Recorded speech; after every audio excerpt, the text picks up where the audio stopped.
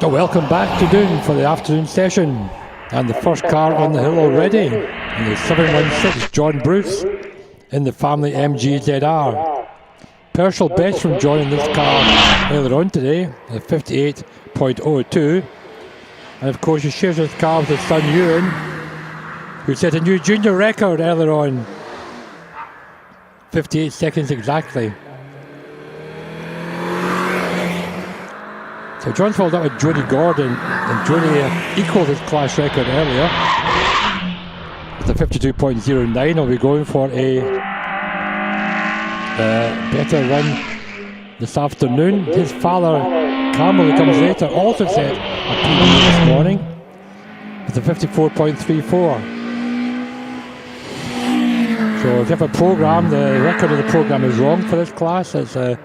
It was set by Jody Gordon, not by Gary Dixon. The time was right, the date was right, the driver was wrong. And Jody equalled that this morning, so he's held the record twice now.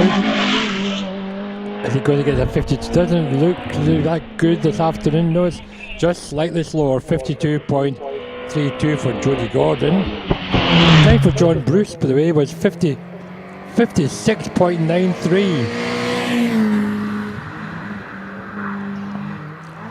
And that's a great time from John Bruce. So, Guy McKenzie, running in class A5. Guy was second in class behind his brother, who set a new class record this morning. Guy 49.63, which in fact is under the old record, but slower than his brother's record from this morning. And the final run in this class is Jim King in this group. And Jim King was 56.41 this morning, second in class behind his son Michael. And that looks a bit quicker this afternoon though. That's like 54, it's 53.79.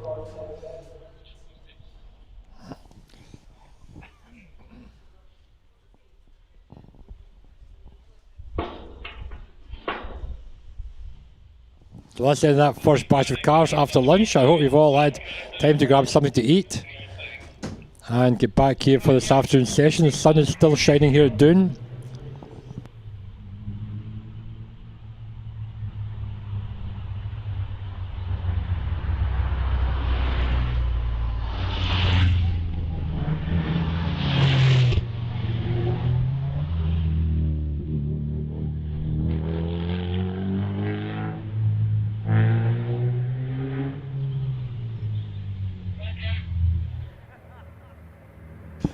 So the cars return to paddock now after their last run of the day, of the weekend.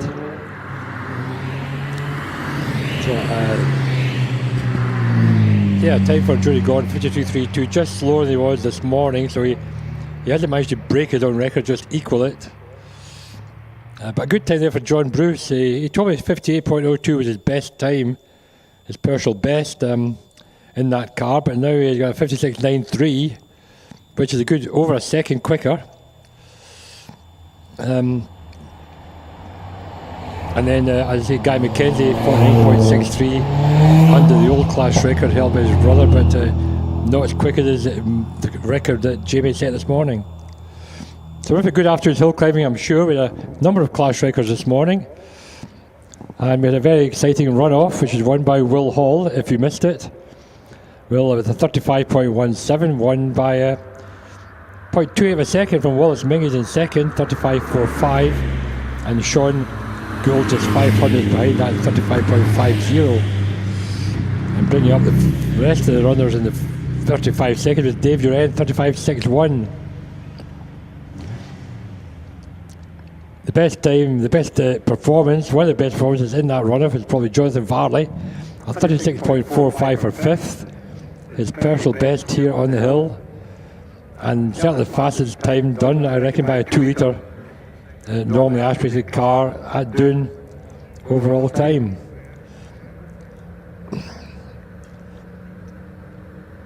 He still has a chance to try and break his class record, and he's been needing to break his class record to stay in contention in the British Hillclimb Cup, because Jimmy Harris broke the Formula 4 class record earlier by a tenth of a second to pick up 10 points in the British Hillclimb Cup and put himself back really into contention for winning it.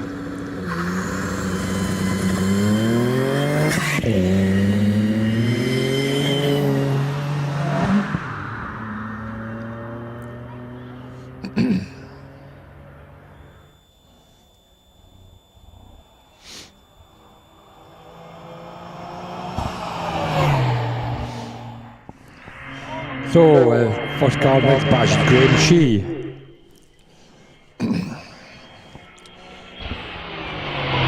Graham in his Ford Fiesta 1 litre turbocharged version.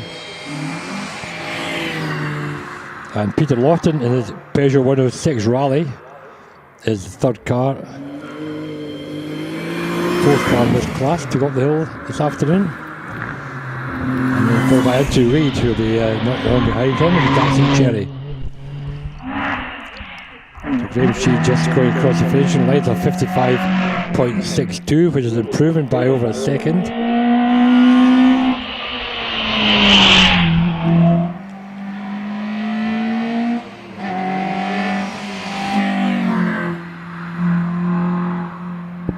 Peter Lawton was setting personal bests earlier in the hill in that run, but not quite so good now. Andrew Reid is up to Garden Gate. Time for Peter Lawton is a 60.09, so 2 seconds slower nearly. So Andrew Reid in the Cherry. He's setting personal bests at the moment for today.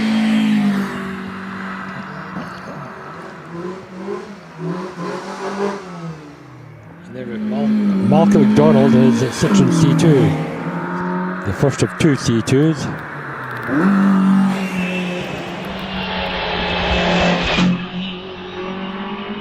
Andrew in the Cherry is across the line, and he's improved to 60.99. Still for Campbell Gordon in that class as a driver, and this is Malcolm McDonald and Ewan Catterton on the hill. We had a time last year with two Citroen Twingos going up the hill. This time we got two Citroen C2s.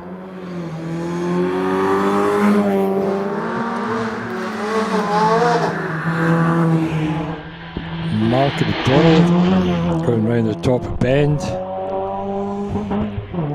And it will be a 58.07, a slight improvement for Malcolm, but we'll leave him second in class behind his car, Ewan Catterton.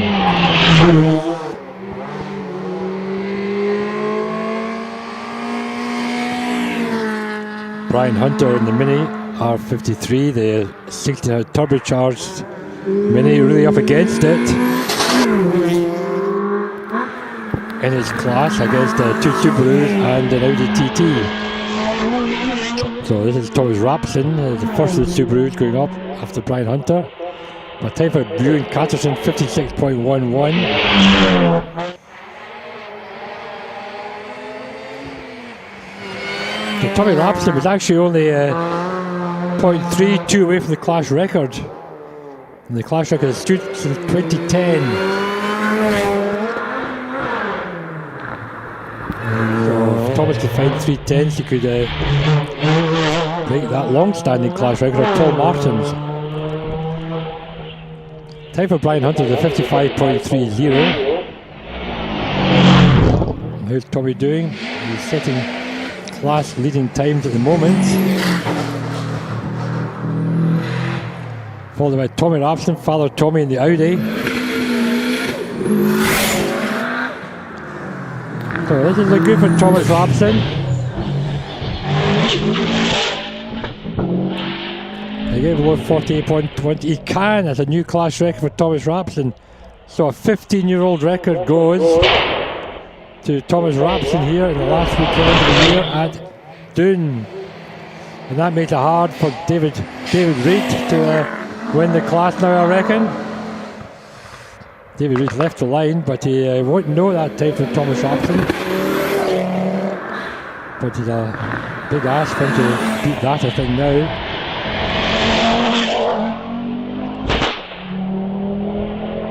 Tommy Rapson's a 49.25.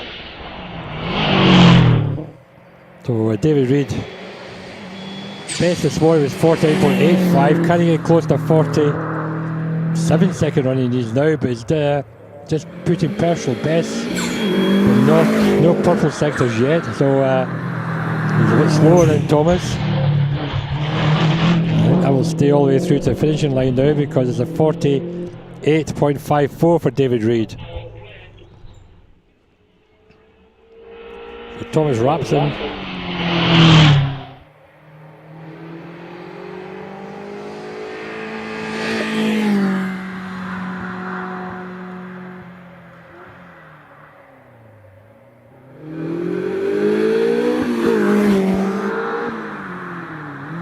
No Rooney Matheson, he had a fail in his first run. This is Colin McAteer. This is Caterham 7. It's a 53.54. It's very improving for Colin, but will stay third in class. And John Welsh and Sandy Reid in the Lego were absolutely tied after the first runs at a 53.72. Sandy Reid came late the first run and he's not appeared this time either, so not sure whether he'll be coming back out again. So John Welsh will try to beat 53.72. He does. 52.75 for John Welsh. Now the first of the Mazdas is Andrew Moyle. His MX-5.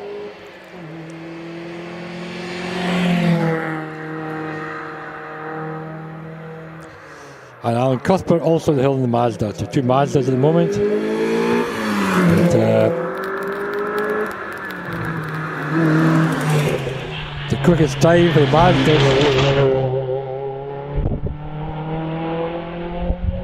Quickest time for the Mazda is currently set by Michael King at 52.46. Andrew Moyer 59.49.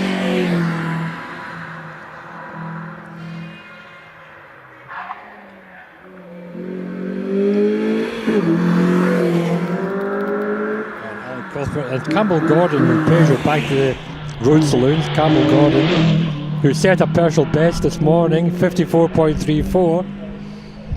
Time for Alan Cuthbert, 55.45. 55.45 for Alan Cuthbert.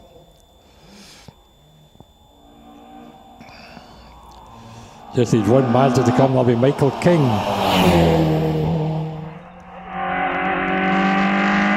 Gordon sitting in the yellow sector, so that's means he's improving his warning run. Can he keep that going? Now he's lost a bit of time there up to his junction.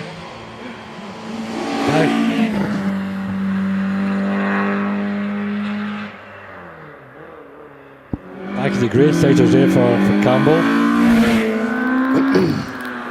He's until the grade through the Essex, so he's lost a bit of time. The second half of the hill. It's a 54.81, so slightly slower this morning, but stays second in class at the end of the day.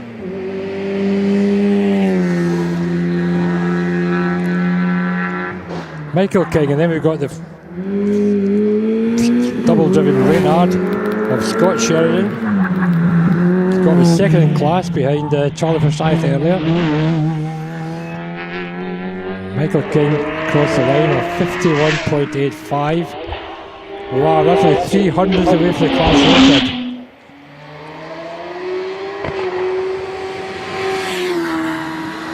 Very close to a class record there, just 300s there for Michael King. Scott Sheridan in the Reynard. Over the finish line, just quick run this time, 43.88. Not quite quick enough to go ahead of Charlie Forsyth, but that's a good time from Scott. And then we've got Alex Howells, who's fourth in class in the classic thoroughbred road car class in the Hillman Super Imp. And then Jimmy McKenzie, the new record holder, or the improved record holder in Class A5.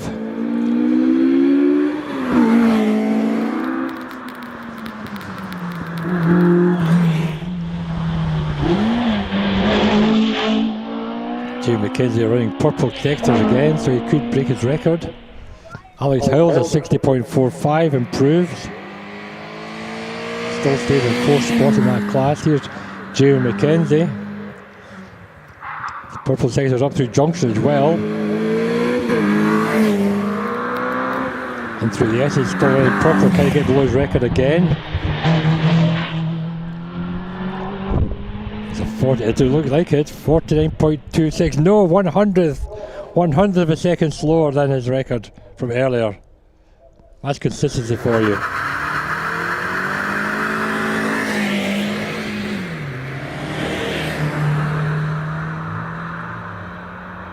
So Jamie McKenzie just 100th. So this is Ewan Bruce. So Ewan did a 58 seconds exactly to lower his own record on the first run. This is his last run as a junior here at Doune. He's watched his way down to through the 60, 63, 62, 61 seconds, down to 58. Can he get to 57? He did a 57 in practice this morning. And he's getting purples at the moment.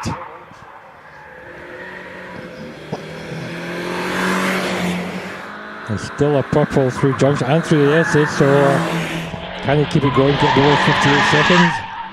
It's looking good. It's a 56, is it? 57.02. 57.02. Another class record here. We are really doing the business here at Doune this weekend.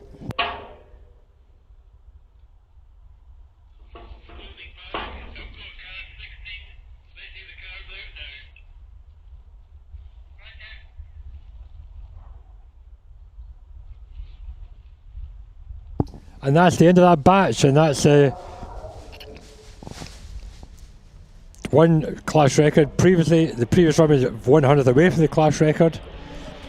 And we've also had a run from Michael King, which is 300th away from the class record, all in that batch. So we now have, in that first batch of cars today, we've had, by the end of it, we've had 3 new class records and 1 equal class record. Out of 1, 2, 3, 4, 5 classes, 6 classes. So some good stuff here from the Scottish runners.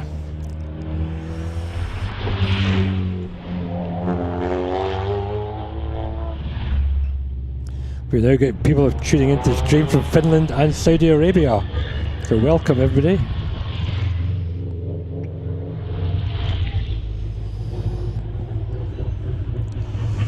And just go through those classes to give you the final position. So Class J1, Ewan Bruce, 57.02, a new class record. Class A1, top of the pile, Jody Gordon, 52.09, equals his class record. Campbell Gordon, 54.34 from his first run. And Graham Shee, third in 55.62. Class A2, won by Ewan Catterson, a 55.64 from Malcolm McDonald, a 58.07 in their Citroen C2s. The new class record there, probably one of the best ones today, from Thomas Rapson, is Subaru, beating a 15-year-old record with a 47.97, ahead of David Reed, 48.54, and Tommy Rapson, 49.25. We haven't seen Ryan Matheson, presumably he's not coming out after a fail the first time around. In the road sports cars, Jamie McKenzie, 49.25 for his first run, and a new class record.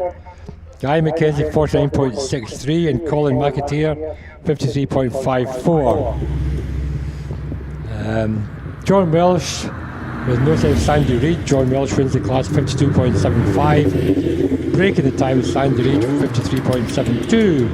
And finally, the Mazda class won by Mike King. Very close to class record, 51.85 from Jim King, 53.79, and Alan Cuthbert, 55.45. So that was an exciting batch. So what could the next lot do? Earlier on we had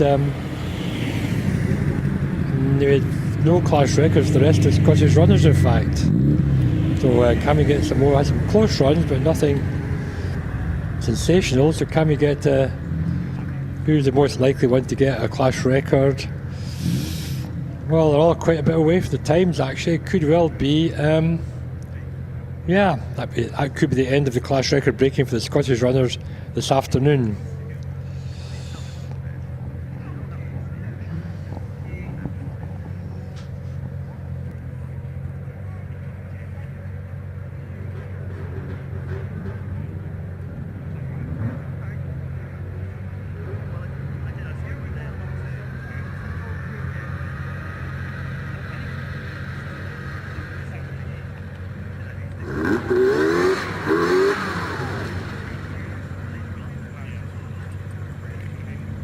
Now we're back to B1 and it's Peter Wearing in his Morris Mini, number 38.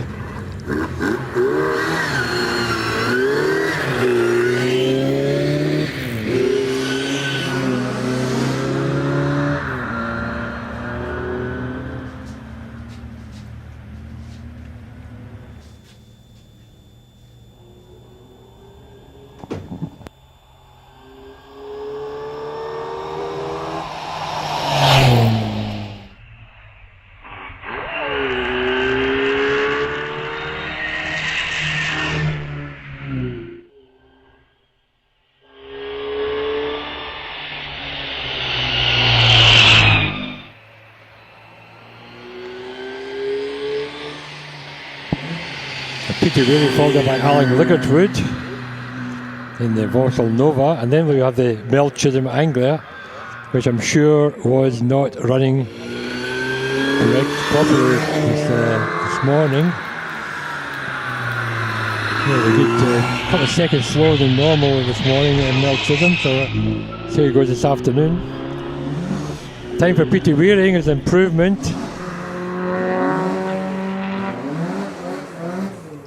68.95 for Peter Wearing, and then Alan Ligertwood in the Vauxhall Nova goes through the S's. Leads the class by quite a substantial way. And that's a better time for him, is it? No, just slightly slower, 53.59. Mel Chisholm in the Anglia, setting a personal best times, but no class leading times. He was 15 seconds slower than the Nova in the first run. It's a 2 litre G-Tech engine Anglia.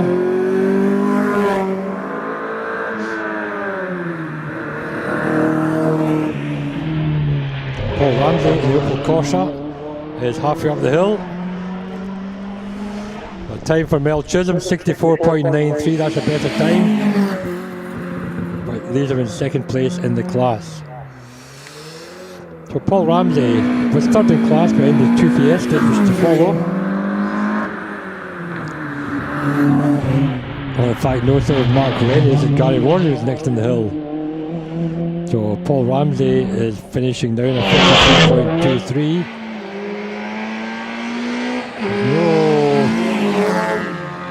So it could be we're going to see no Mark Rennie this afternoon because Gary Warren is followed up by Martin Chittenden. Gary Warren was class leading after the first run. He's improving his time now. Scottish Hillclimb champion in a single-seater Empire. That's a sub 50 run in that, 49.83. Martin Chittenden, the Pulsar, running himself in class after Grant Sinclair had to pull out yesterday.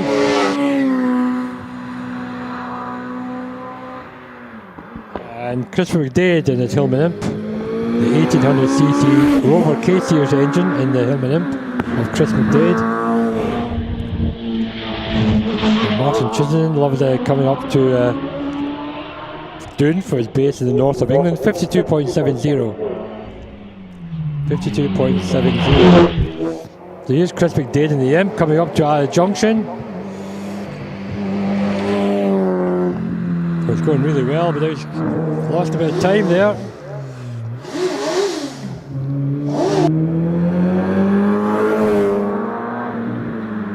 There's the first of our single seater. There's Tom Graham in the mega pin. So Chris McDade nearly at the finishing line. Trying hard through the last corner. It's a 58.29. I think he lost a bit of time at the junction. He wasn't needed through there. Tom Graham followed by Leslie Sheridan.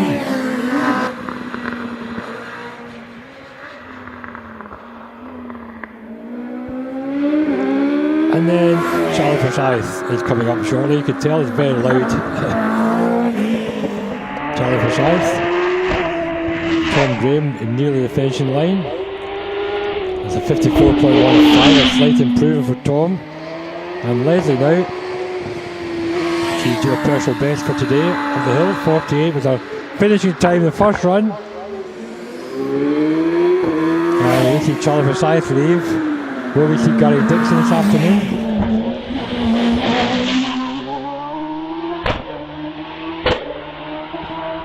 Leslie Sheridan improved to 46.65, and I think that's still third in class, but of course Gary Dixon will follow Charlie Forsyth up the hill.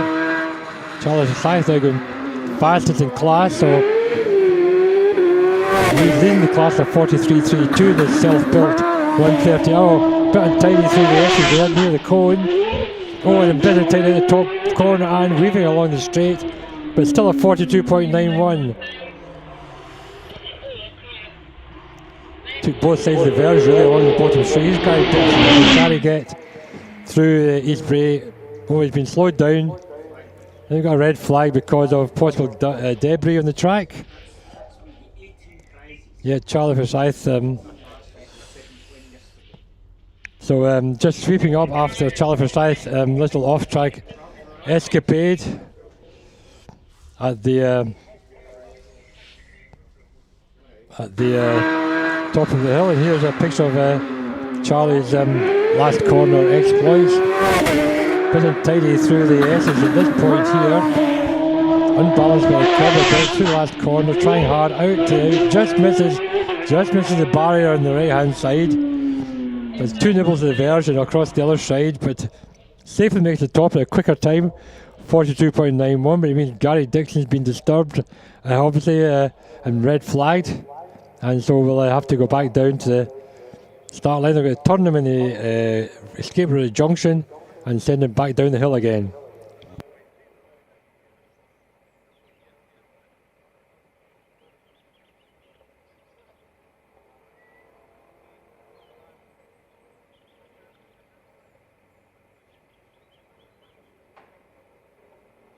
Now we've got somebody watching from Curborough Sprint Course, competing in an auto solo. I'll be at Curborough in 2 weeks' time, commentating on the final HSA Speed Championship rounds of the year. Curborough down near Lichfield in the middle of England. Been going for many, many years, and a variation of courses they can run. They can run a 1-lap course, a 2-lap course, or a figure of 8 course. So I think in 2 weeks' time we're doing the figure of 8 one day and the 2-lap course the other day. It's the final round of the Formula 4 Challenge, as well as the final round of the HSA Speed Championship. And I think we've got, from what I hear, 31 runners in the Formula 4 Challenge, which was won 2 years ago by Jimmy Harris, who's here today. And previously also won by Alex Cole and Tom Weaver. To lots of these young single-seater drivers started their lives in hill climbing in Formula 4s. An easy way, just one set of tyres required, 1600cc Kent Ford engine, plenty of chassis about. The hill climb class is pre-1994, and we have cars competing in the challenge was older than 1968 and 69.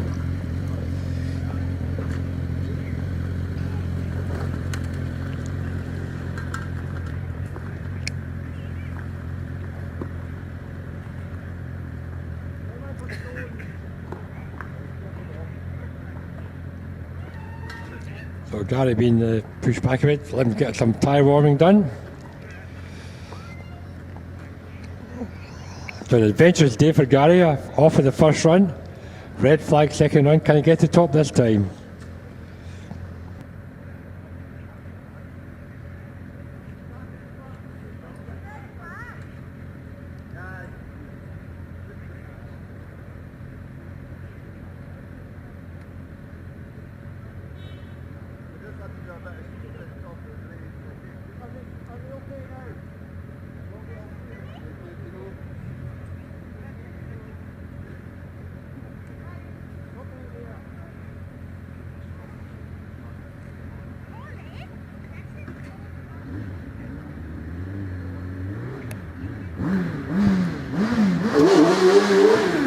So tyre warming there from Gary Dixon.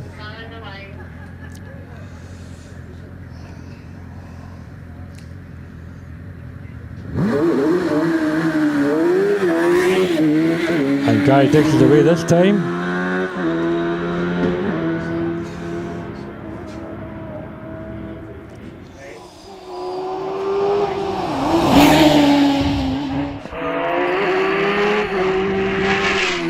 So Gary just going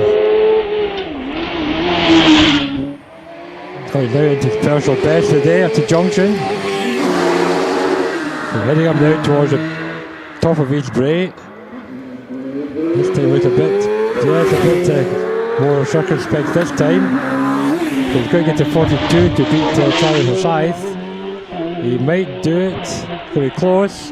43.43 for Gary. So second in class.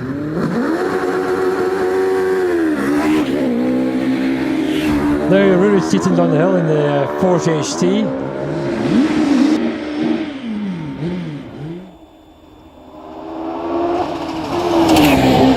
For Father David in the OMS. Quick out of Garngate there for Rory. To the 42.9 this morning. Setting purple sectors now, so quickest in the class, of which he's the only runner today. It's a personal best for him at the moment. Out the top corner, can he keep it going? 42.53. New lower time there for Ray. David Seaton. In the OMS, I say David last raced single seaters back in 1994.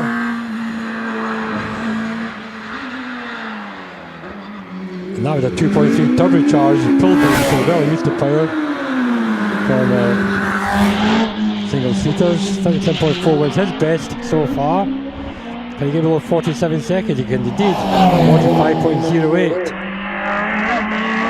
And we now go back to Mark Rennie, who has come out now, slightly late. For the Class C Zero Saloon Leavers. Not while waiting. So we say Gary Warren has dipped below 50 seconds with 49.83. Which means we need to find 2 seconds for Mark to get the lead, and he's not. Well, he's doing better than he was earlier, but not a class leading time yet. 51.14, so a bit of improvement, but Gary Warren wins the class. Now class S4, D1. D1, classic and thoroughbred road cars. Had Alex Howells at a 60.45 earlier. This is Cliff McKinnon, the TR7, which was smoking badly. Well, it's still smoking badly, not quite so bad as earlier, but I think that'll need to go and have a look at in the garage sometime. And more smoke across the finishing line as a 63.53. So a good improvement by nearly 3 seconds for Cliff. Richard Morris in the GT6.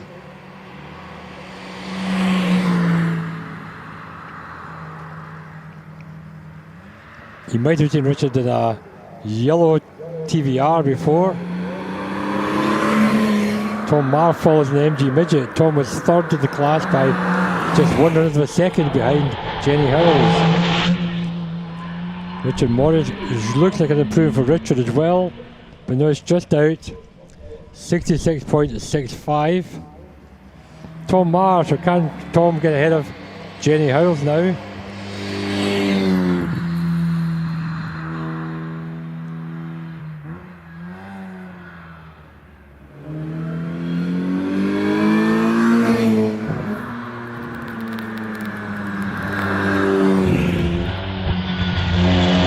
Tom Marsh followed up by Alex Hazelwood in the ex-Donald third modified Turner. Tom Marsh time 60.3, so he doesn't improve. And Alex Hazelwood in Class D2, the modified car class. See, this car raced back in late 60s and 1970 by Donald Third. In a similar colour, if I remember right. And Alex is putting in a better time this afternoon than he was this morning.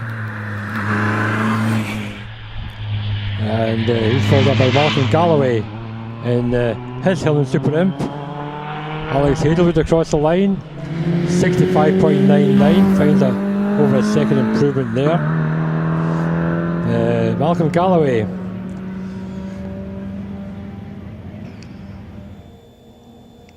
is actually falling down behind Cliff McKinnon now in the rankings in this class. So if I find 1500ths of a second, he'll go above Cliff again. Lovely looking representative of the Imp.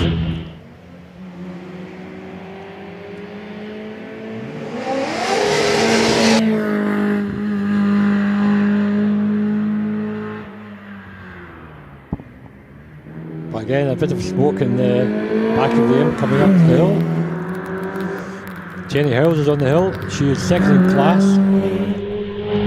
Unlikely to get first, but we'll retain her second place because nobody else is going to beat it. Time for Malcolm Galloway, 64.55. And Steve Bryant.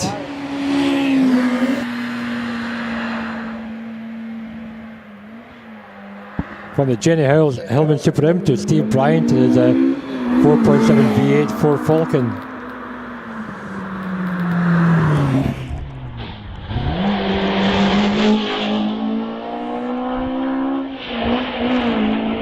Jenny Howells improved to 15.41. The Falcon is 3 seconds quicker than her.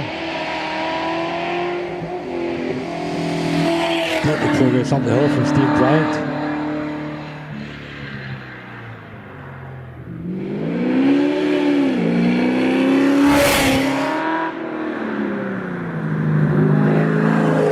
Right down here at the start line because we're waiting there for 771, which is Richard Weave in the Saxo.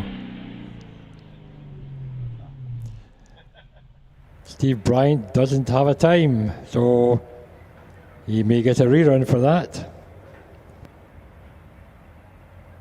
Unless he can dig into the depths of the computer and find a time for him, but at the moment Steve Bryant had no time in that run. And the red flags are out.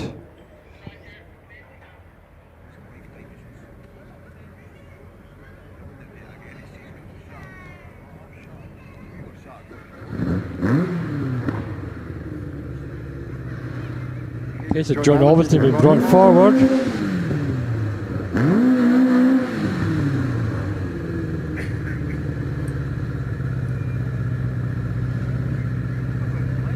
They'll obviously give Steve Bryant to rerun the next batch if required.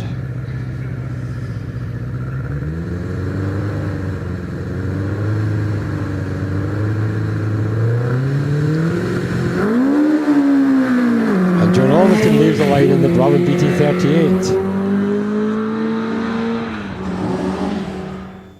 The ex-Australian International Racing Organisation Formula 3 car from 1972. May have been raced at some point by Alan Jones, the 1980 world champion.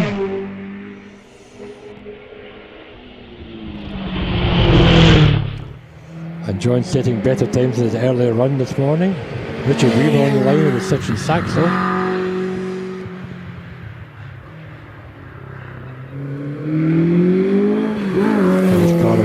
2-litre BDG engine now. Imperial is on a 1600.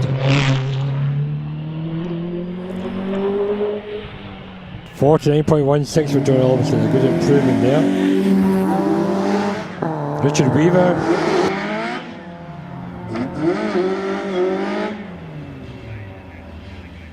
Richard Weaver has left the line in the family Saxo.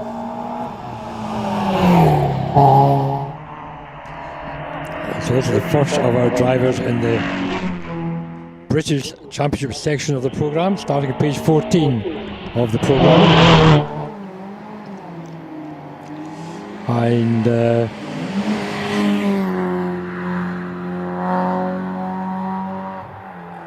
see, the programme shows that these cars, the two Citroen drivers in class A2, they're actually in class A1 because they're under 2 litres. And Stuart Wood is in the hill, he's in the modified class up to 1400. The time for Richard Weaver is a 56.05, which is 3/10 quicker. Stuart Wood is setting class leading times. He is already the class leader at 51.74. That's through, he's great.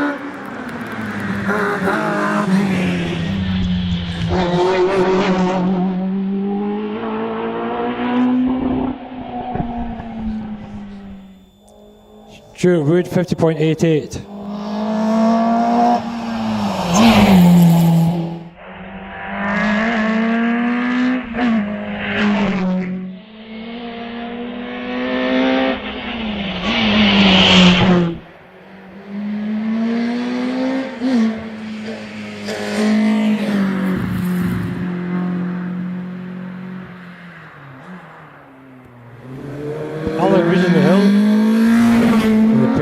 And then Paul Harris in the Formula Ford. Paul will be keeping the car good for Jimmy coming up next bash. Time for Alan Reid 52.50, just 100th slower than earlier.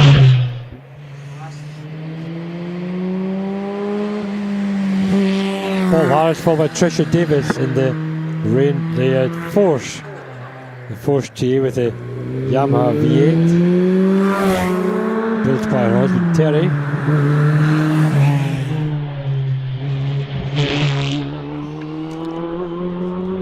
So Paul Harris to a 52.97.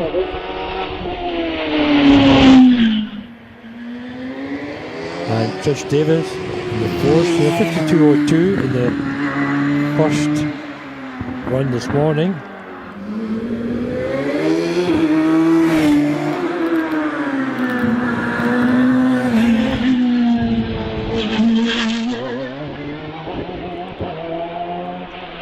Time for Trish Davis, a much improved time there. 48.88 for Trish. And that is the end of the batch.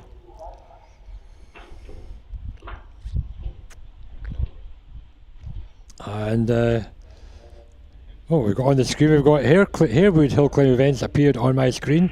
And yes, there's an event at Harewood this weekend where it was pretty wet yesterday.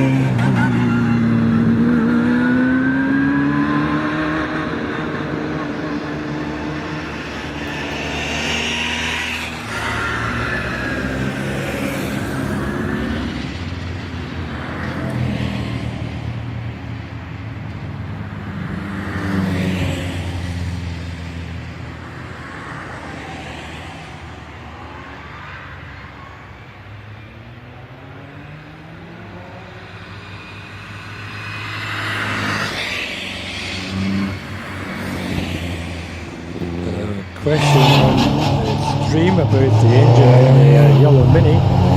It's just basically a 4 now 1380 normal Series A engine, so nothing exciting, just race prepared.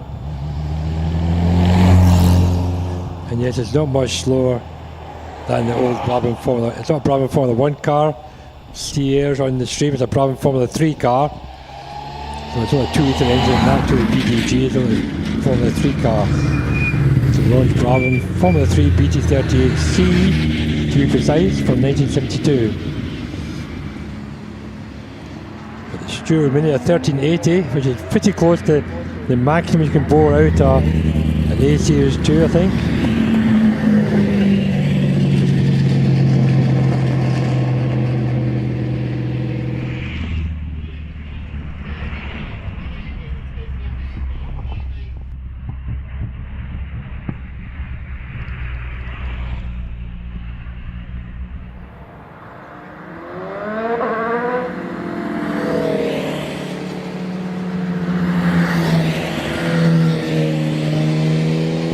Apparently number 72, Richard Andrews, has gone home, so we won't see him again this afternoon. He did have a journey up here which meant his tow car, tow van and trailer had to be recovered, and he drove up the rest of the way on his in his Porsche road car, and obviously to drive all the way back again to where Richard comes from.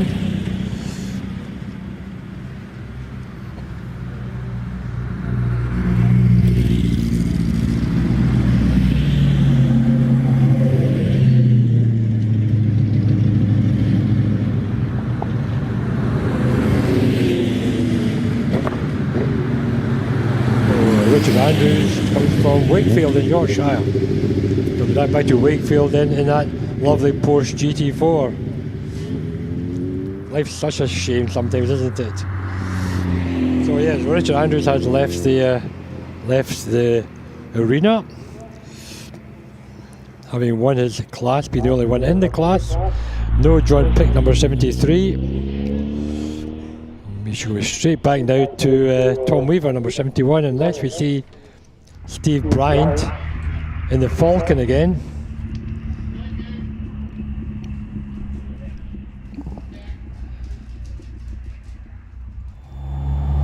Still got no second run time for Steve Bryant. He did win the class by 3 seconds. He did do a second run, but no time was recorded.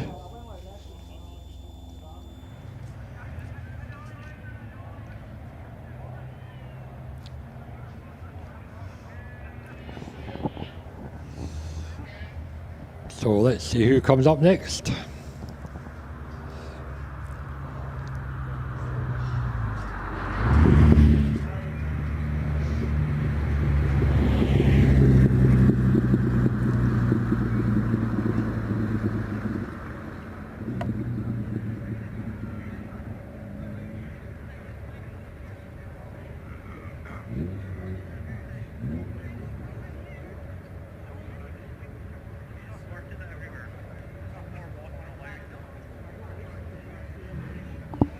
So Aussie Glenn asking online, what's a Saxo? Well, a Saxo is a very small Citroen hatchback running a variety of engines, but basically 1600cc in the top level Saxo. No longer produced. They're used a lot in junior saloon car racing in the UK. And this is a good starting point for junior hill climbers.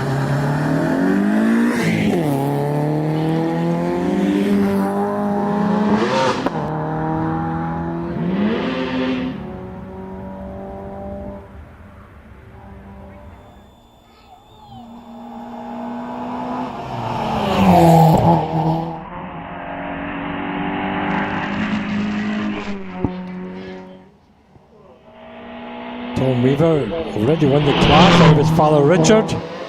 Oh, my apologies, Richard Andrews is here.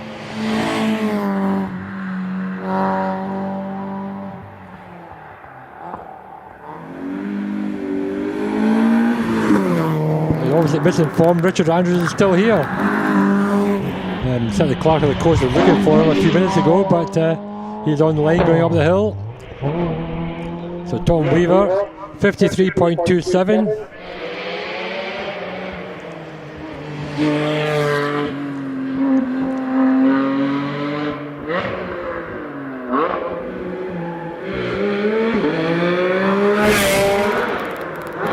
Last car, Richard Andrews apparently hit the barrier on the left at post 5, which is beyond Garden Gate. So it's a 52.99. They're just looking at the barrier now. So sorry to Richard. I was misinformed he was not going to be here this afternoon, but he is. And he obviously slightly dinged the car. Hope it's okay, drivable. He's going to drive it back to Wakefield now.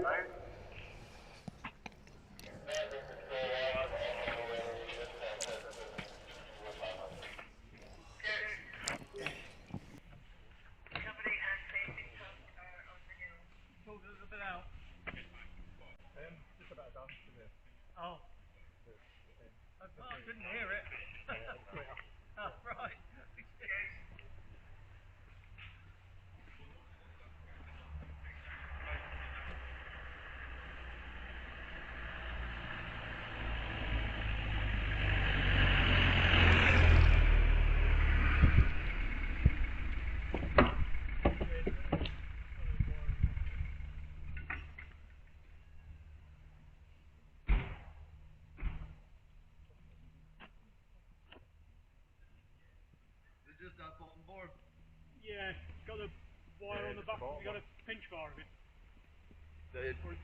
Benson wagon's on his way.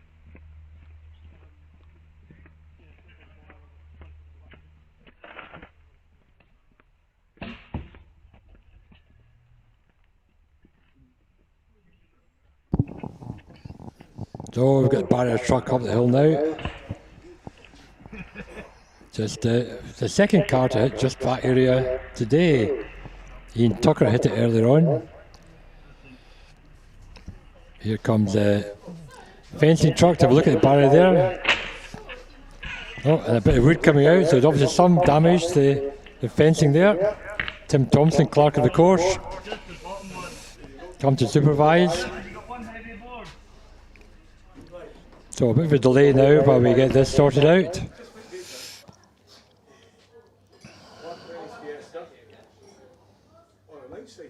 Here's another one.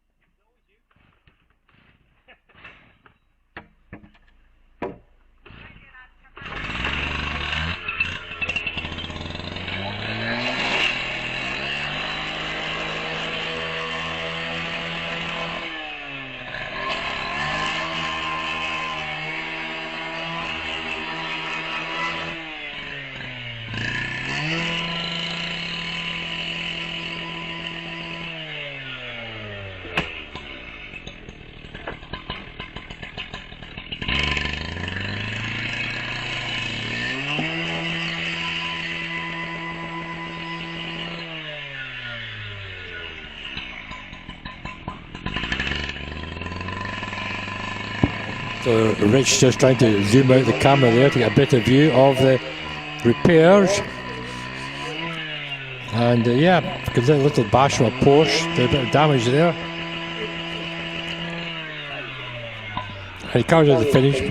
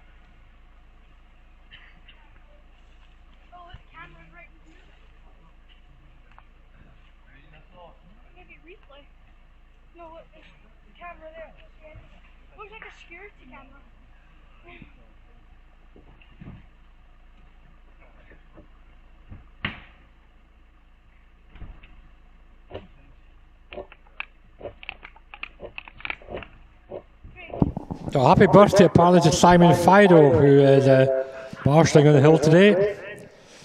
The message come through on the... he's 50 apparently. So Simon Fido, give us a wave if you can. But happy birthday to Simon. The man in the beanie hat.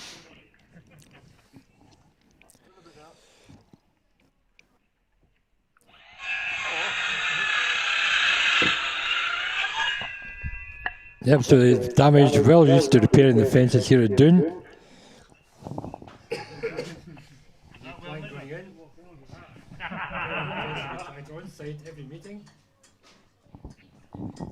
Contractor here all site every meeting, and they quickly get that wooden barrier back on.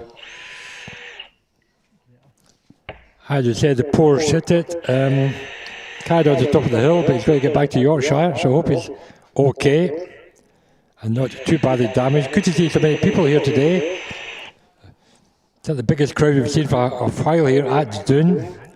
Sunshine bringing you all out. Good to see you all. Hope you've enjoyed it. Hope you'll come back again if you haven't been before.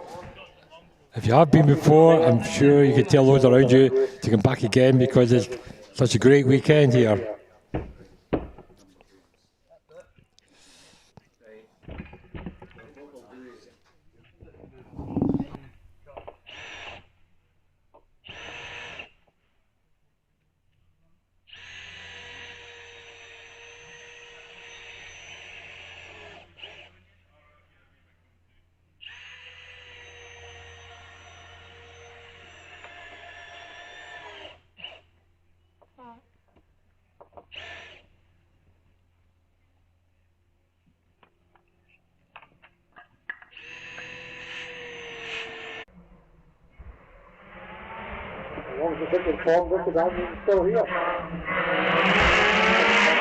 So here's on screen, we've got a picture of it. You don't actually see the Porsche at the barrier because it's out of the picture.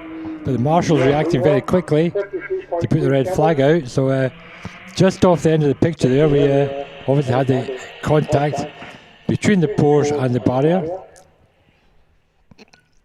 Just where they are, so just one plank length up from the earlier picture.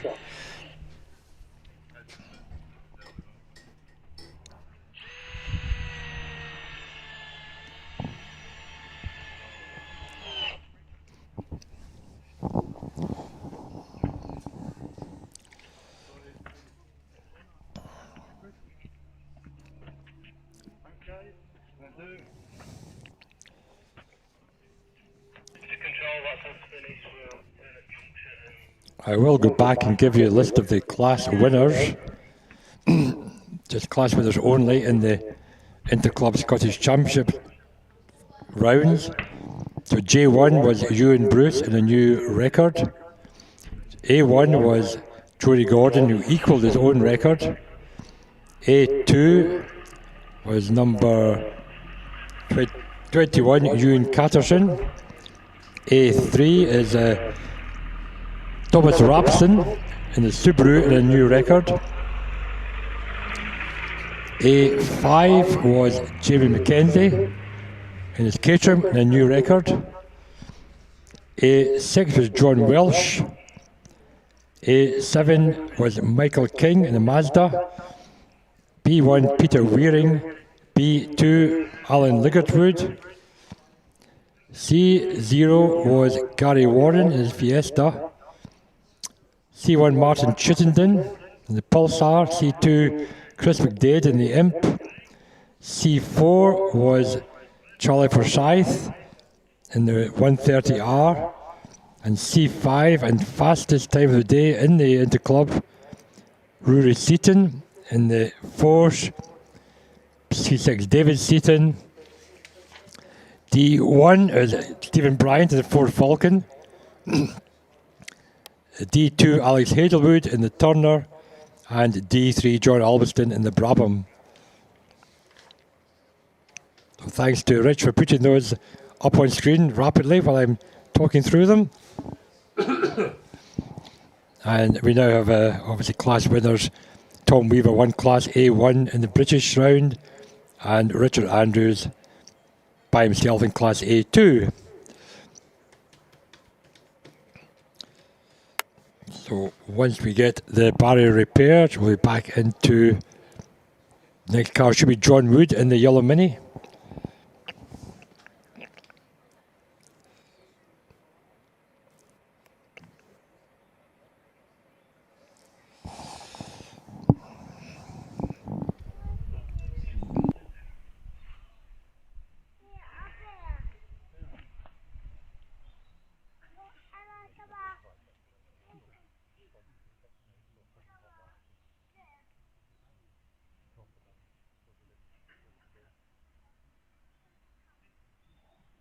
So fence repaired.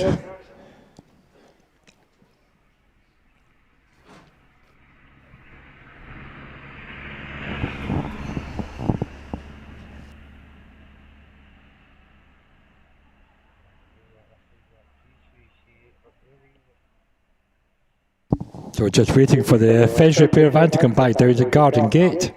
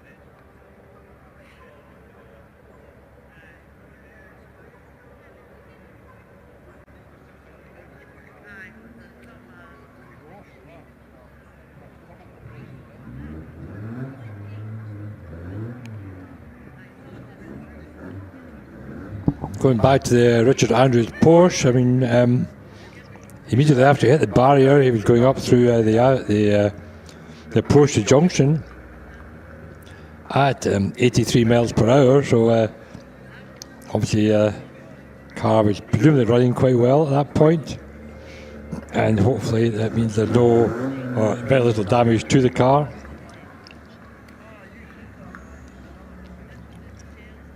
And we've got John Wood now coming to the line. Car number 74. GSW John Stuart Wood Mini. 1380cc engine.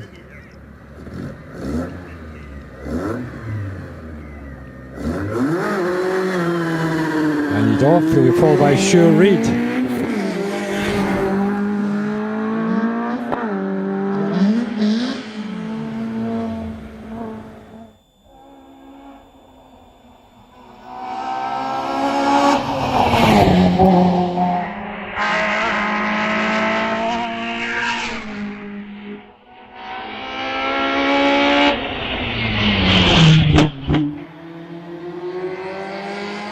John Wood running class-leading times at the moment. He was second to Stuart after the first run, but much better this time. But pretty tight between the two of them. Stuart Reid has now left the line. Another smoking Mini there, 51.56. Just second place for Stuart Reid, for John Wood. John Wood takes second. Stuart Wood wins the class.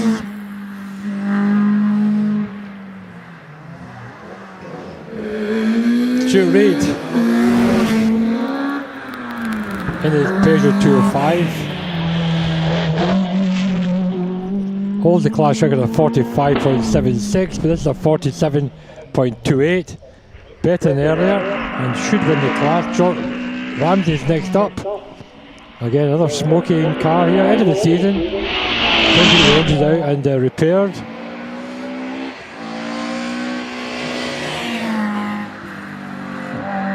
Now,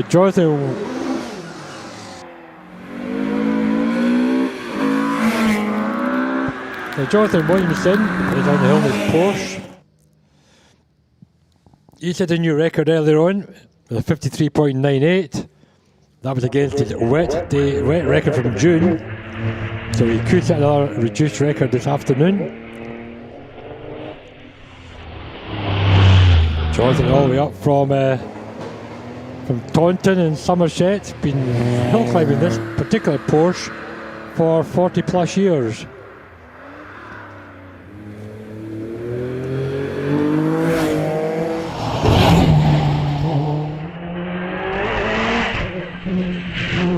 So Jonathan Williamson, Donald McCaskill now in the Mitsubishi, up to having a class record for Jonathan Williamson, but as I say, against a fairly soft record from earlier in the year, but 53.91 for Jonathan.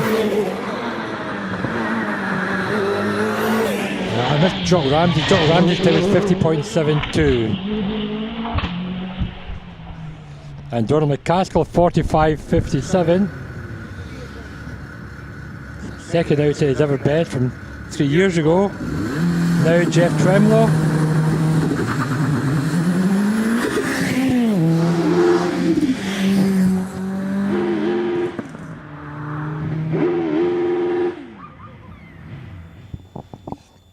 So Jonathan Williamson obviously wins his class, but that's another record set today. And here is Jeff Tremlow through Garden Gate.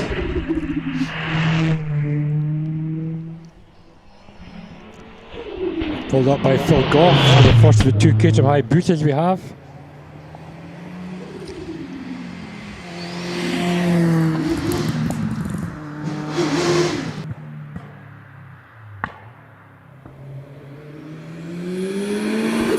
Phil Goff up from Maghull, which I think is in Merseyside.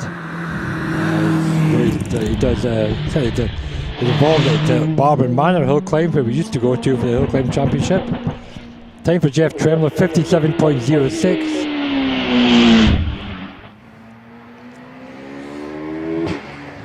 And so Phil Goff followed up by Stuart Dow, who was 5 seconds quicker in the first run.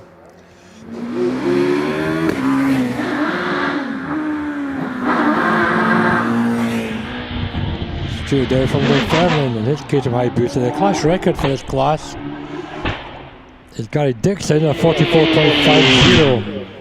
Phil Goff 51.05.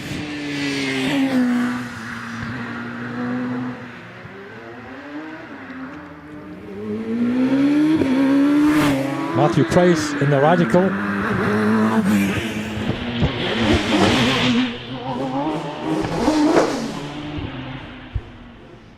.74.72 for Stuart Dow, getting very close to Gary Dixon's record from 2007. Just 0.22 away from that record. Maybe next year.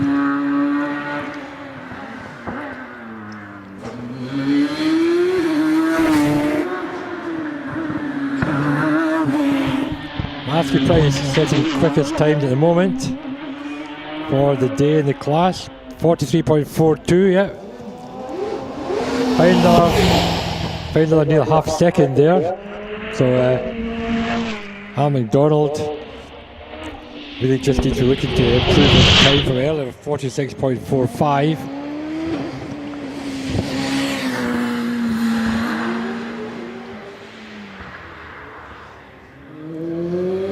And here's Will Hamer on the hill in the BMW engined OMS 28. Qualified for the runoff this morning and finished in 9th position in the runoff. Time for Al McDonald 46.28. He's slightly quicker but still nearly 3 seconds slower. Nearly 3 seconds slower than Matthew Price.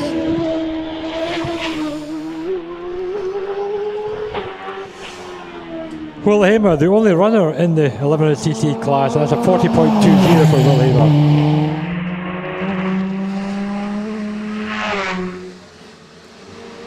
So this is a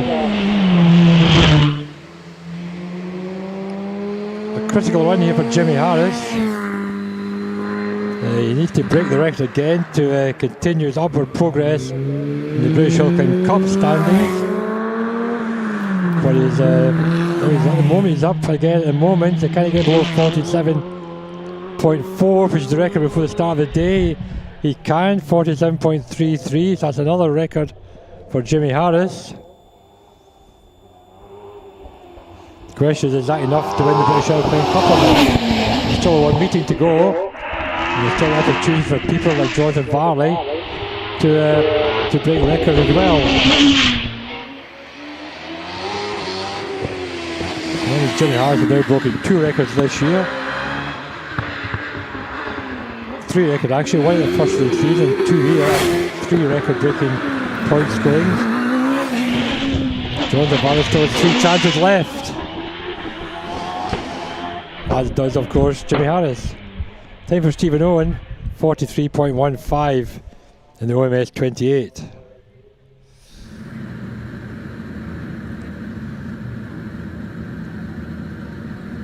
And now Nicola Mingies, who scored a point in the last morning's runoff.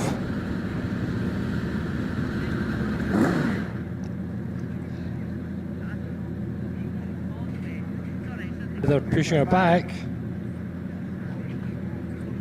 Not sure why.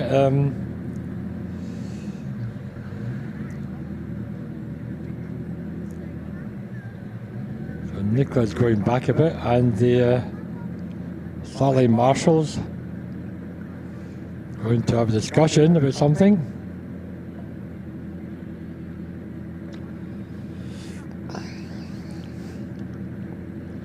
And I see behind Nicola on the line is the Ford Falcon. Oh, we've got here was a medical issue with the spectator, I'm afraid, at the moment. So we'll have to wait till that is resolved.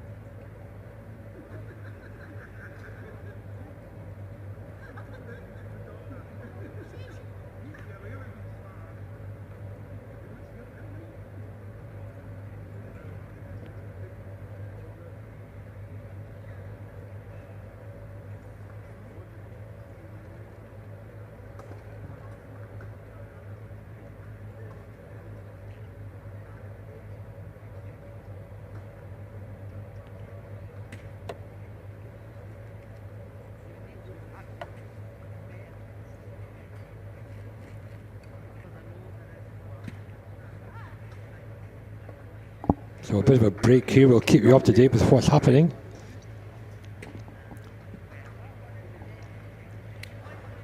Michael Ritter asked, where are the Summers today? Well, Lindsay's here. Lindsay Summers here, but Alex and family aren't. Alex, of course, is running a part season this year and has obviously decided not to come up to Doune this weekend.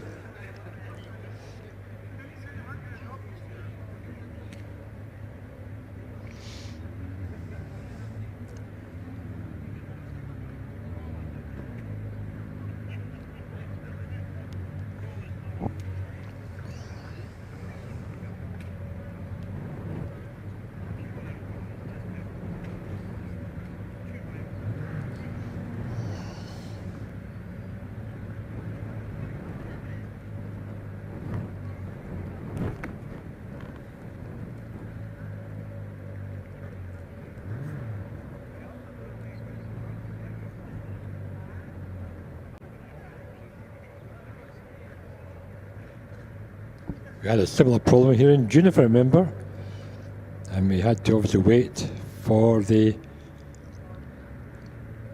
ambulance to come from out of the venue, but we'll wait to see what's happening now. They've just got Nicola's car. Nicola's still sat in the car, so obviously wait for news to see what the progress will be from here.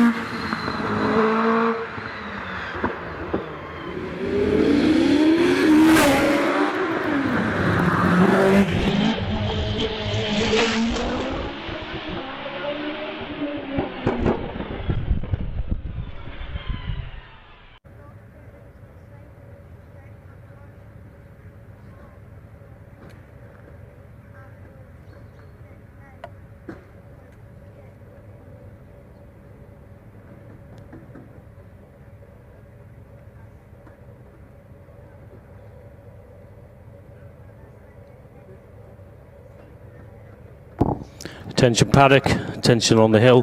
Clerk of course speaking, we have a medical incident at the moment, so we could have a 10-minute delay.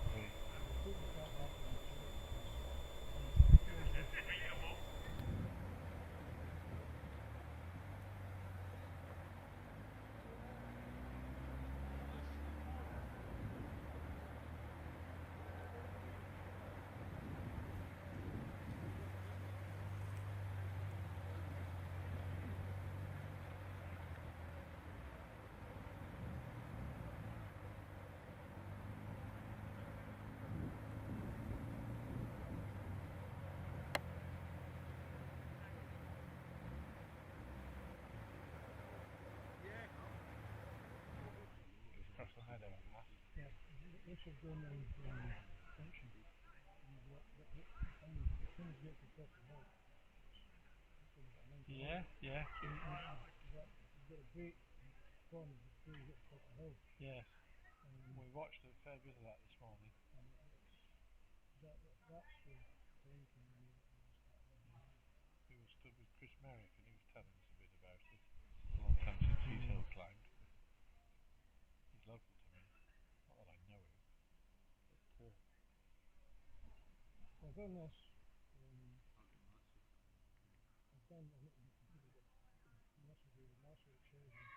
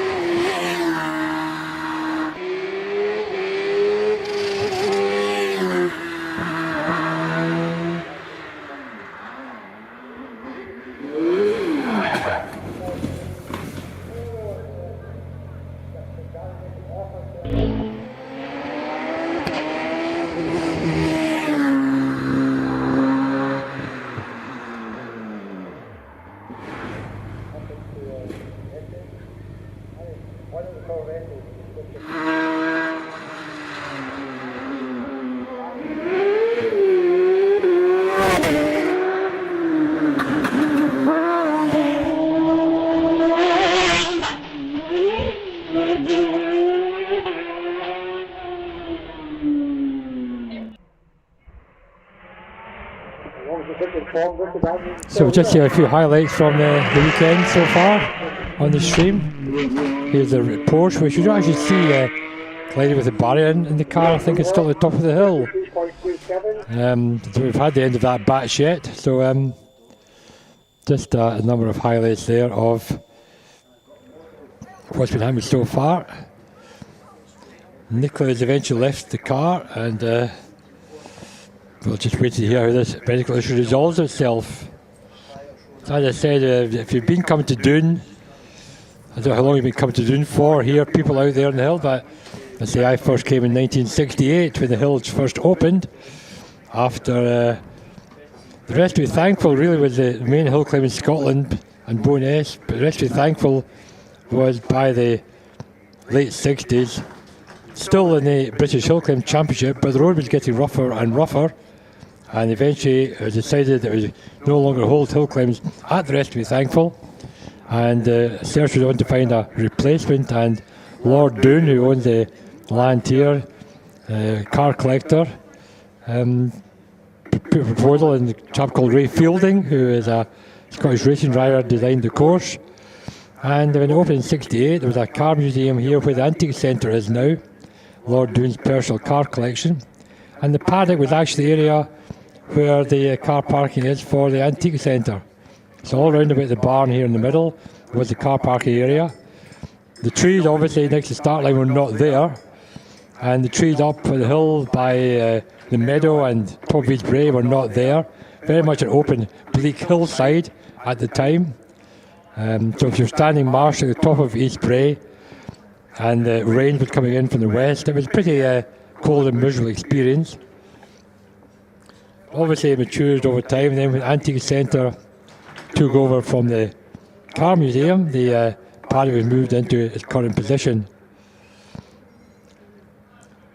So the hill has been going, as I say, since 1960. They had a British hill climb round every year, I think since 1969, although we did in fact lose one meeting because of the fuel drivers' strike, and one meeting because of bad weather. Of course, not the oldest hill climb in the country that's running. Shelsley Walsh, Prescott, go further back, and were two of the original 5 hills in the RAC Championship back in 1947. The oldest motorsport event in the world, which is still held on the original course, is indeed Shelsley Walsh Hill Climb, which started in 1905. The Midland Automobile Club ran its first hill climb at Shelsley Walsh in 1905 on the very course it still runs today.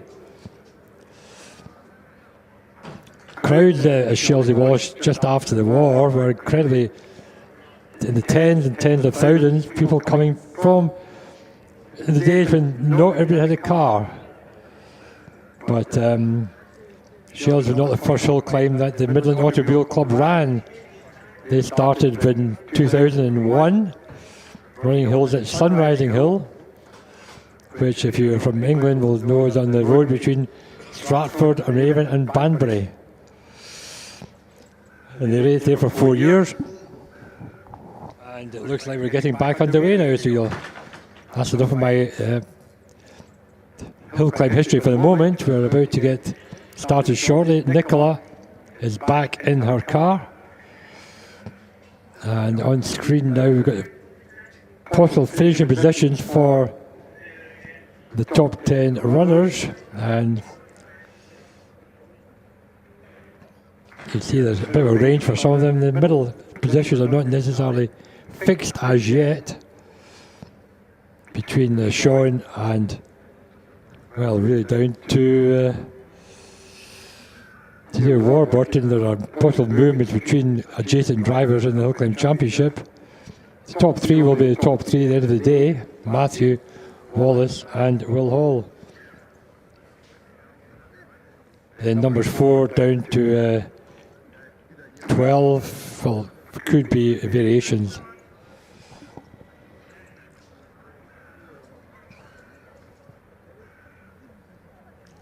So the last car we had up actually was Stephen Owen in the OMS. Now we've got Nicola's car started up. So we hope the person who was ill is recovering, and we'll continue now with Nicola actually being the last car in this batch.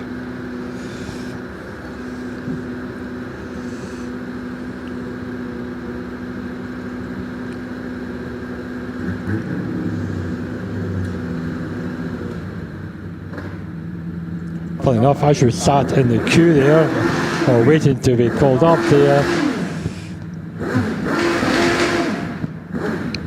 they had taken one of the side pod covers off and were busy, and it looked like they were fastening the exhaust pipe back into it again, so maybe there's a fortunate delay there for Nicola. Popping and banging, traction control of the car this year for the first time. And she's away.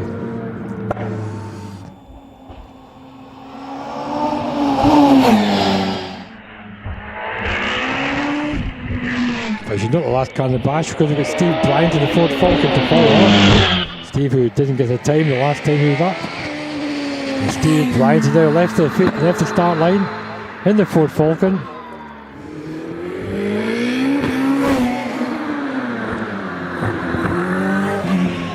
Approaching the finishing line as you qualify for the run of this time. So 41.07, that's a bit slower than her first run.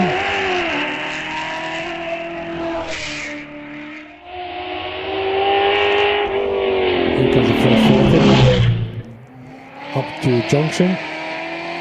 56.11 is his first class run. This goes back to class D1 in the Interclub event. There's a bit of a long wait till he gets his V1, but he's safe at the top of the hill, up with the finishing line. It's a 56.62, but still wins the class by 3 seconds. And second in class is Jenny Howells. And third is by 100th. Third is Tom Marr. Jenny Hales, of course, improved her time, second time up.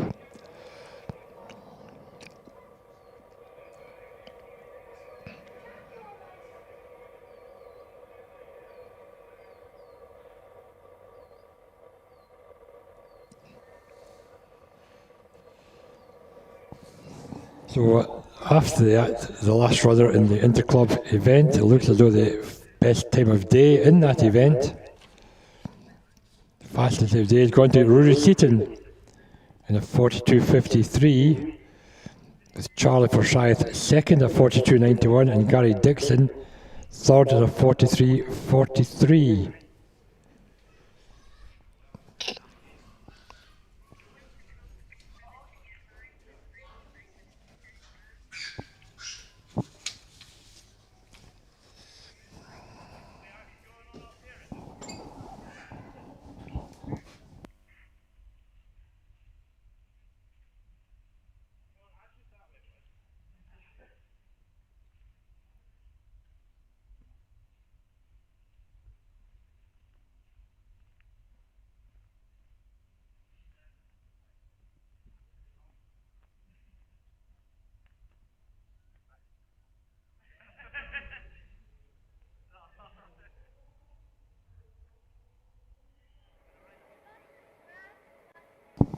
So as that's the batch returns to the paddock, we have one more batch of class runners, which will be the single-seaters, including the over 2 litre runners, and they will then, the top 12 fastest will take part in a runoff.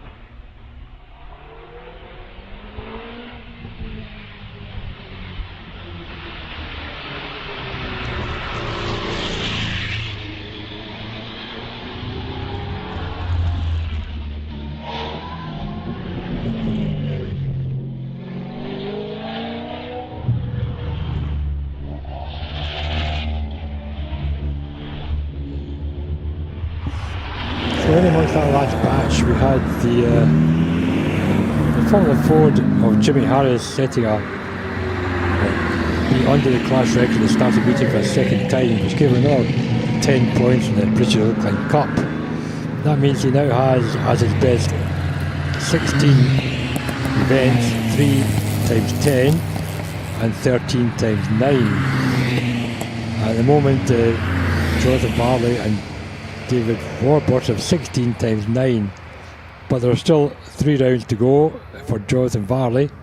So in theory, he could get 3 times 10 and 13 times 9, and he's probably got higher scores to drop.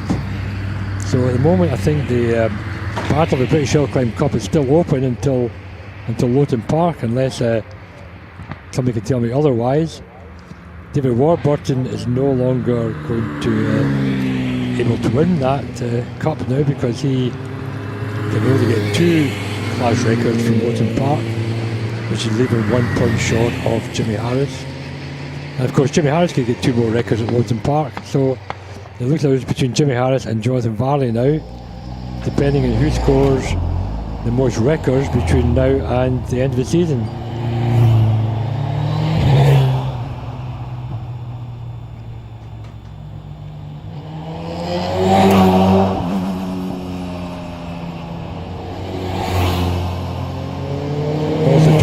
Is a joint top of the Midland Hillclimb Championship, and again he's sharing that with Richard Price, and one of them, again, records could separate the Midland Hillclimb Championship.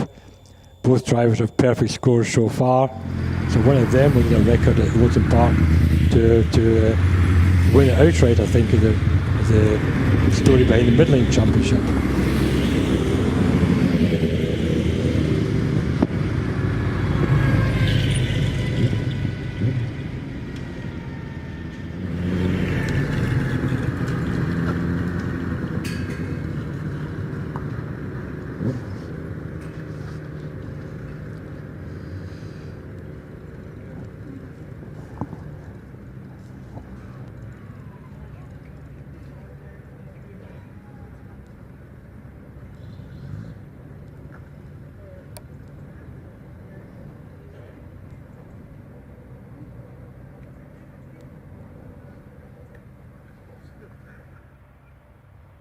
So at the moment, with those who have posted times for qualification times for the runoff, is Will Hamer, who is leading at the moment at 40.2 from Nicola Mingus 41.07 and Stephen Owen 43.15.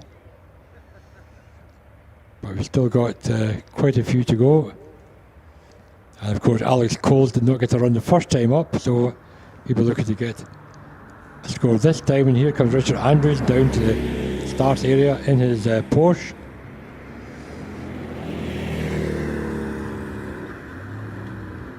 Carl looks to be running straight down the hill, so it doesn't seem to be any damage.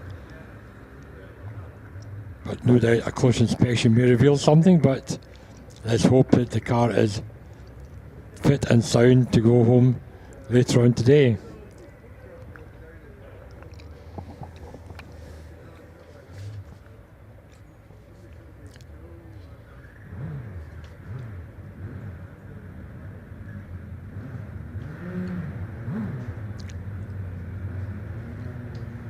So next car up, coming towards the line, and it should be, well, it's a single seater, and I just see the colour, it should be Andy Short in his OMS.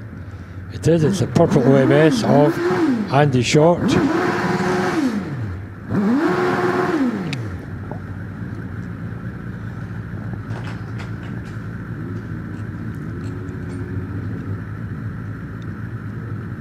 I think it's 15th quickest the first round of the championship contenders. He's left the line now. Oh, very close to barriers on the outside of the first corner there.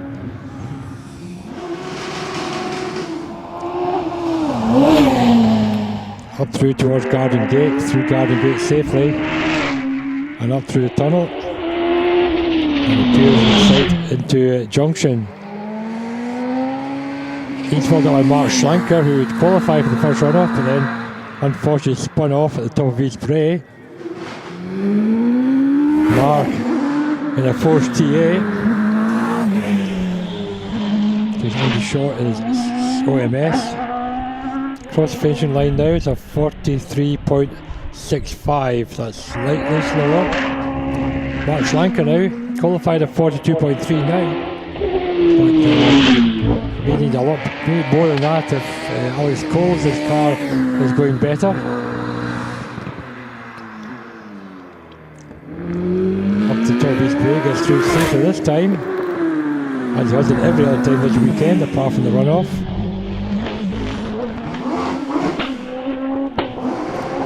There's a 42.95 for Mark.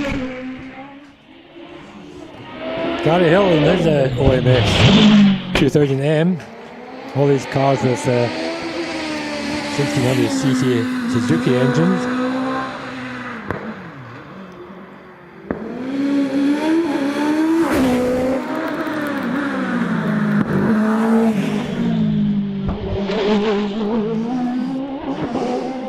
Gary Hill 45.91. Much better. First round blighted by something. Still stays in fourth position. There's Darren Gombley up through Arden Gate and up to West Junction. Purple sector for Darren, so quicker than his first run at the moment. Quickest in class at the moment, the purple sector mean, of course. But he was a class leader. And he qualified for the first run off in a 41.32. He's still running purple, so it could be a 40-second run, 40.67.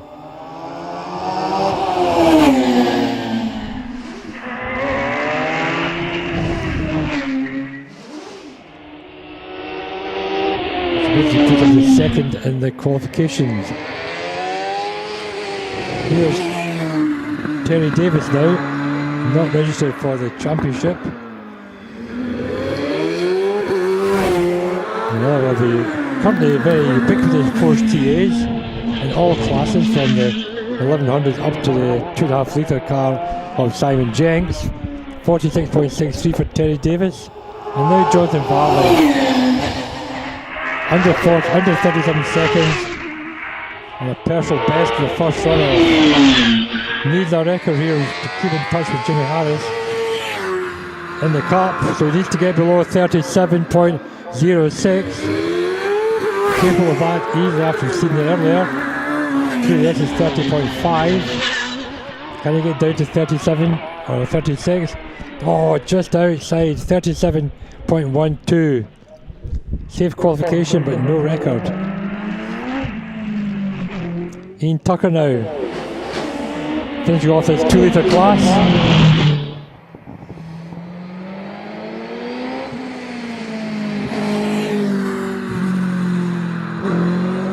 Jonathan Varley is currently the fastest qualifier. Ian Tucker recovered well from a ding on the barrier earlier on today. Alex Cole's now rather. Can Alex qualify? Will his car behave this time up? Track down what was wrong with it. The first run.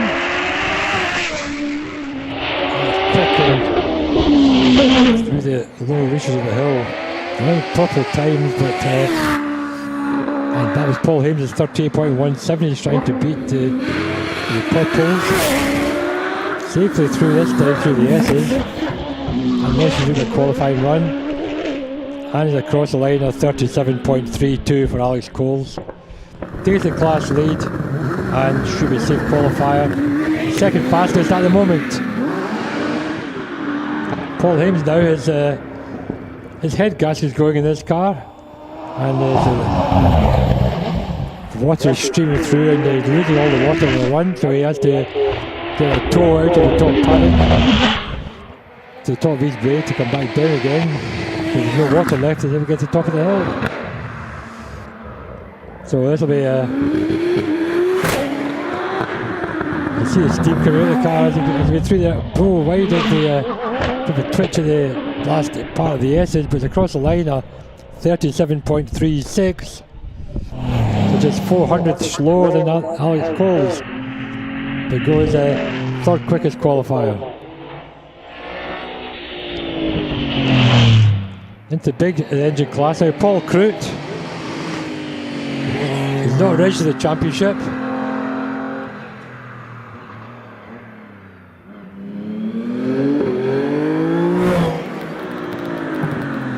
Paul had a problem with the first line as well. He had 51.91, which is not, I don't think, representative, because that's a 49.46, so a better time there for Paul, but leads with 10th in class. No Terry Graves today, no gears is an issue. Now Simon Jenks in the Force TA. He got down to 42.8 early on. There's another Force TA, this time running a Cosworth KF. German touring car engine design. A bit wide coming through junction there for Simon. First season with the car, getting used to it. And we got through East Bray. I don't think he'll be quick enough for a qualifier. And this squeezes in as 12th. Now he's in the 44, so that won't be good enough. 44.77. Now Harry picked the personal best in the one-off with a 39.34 to score 3 points. So he also will hope to qualify yet again for this one-off.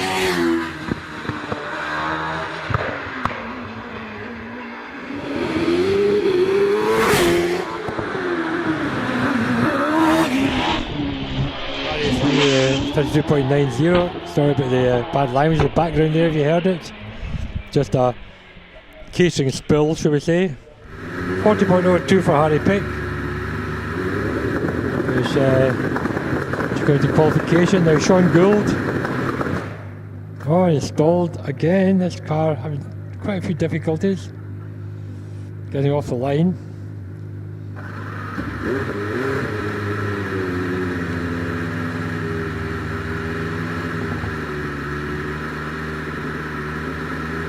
So the moment actually Simon Jenks 11 fastest qualified, but we've still got 5 to go. Oh no, the car doesn't want to go, it's popping and banging away.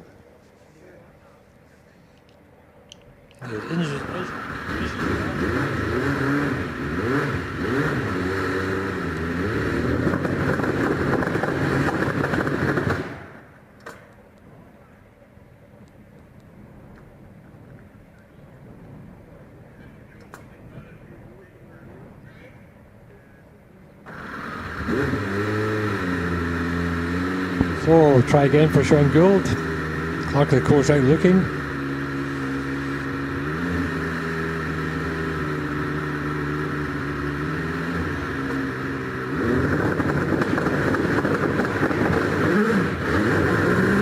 Anyway, that time, a 2.45 start, so quite a slow 64 through start. Can he make up some time? Doesn't need to make up too much time, just needs to safely qualify. 38-second run would be good enough for that.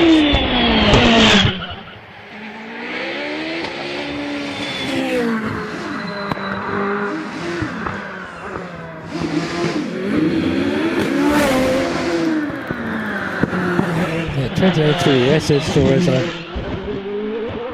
straightforward high 30s. 35.95 after all that from Sean Gould. Goes to the top of the qualifications. Still Joseph Barley in second qualifying spot. Davy Uren leaves the line, was fourth earlier on today.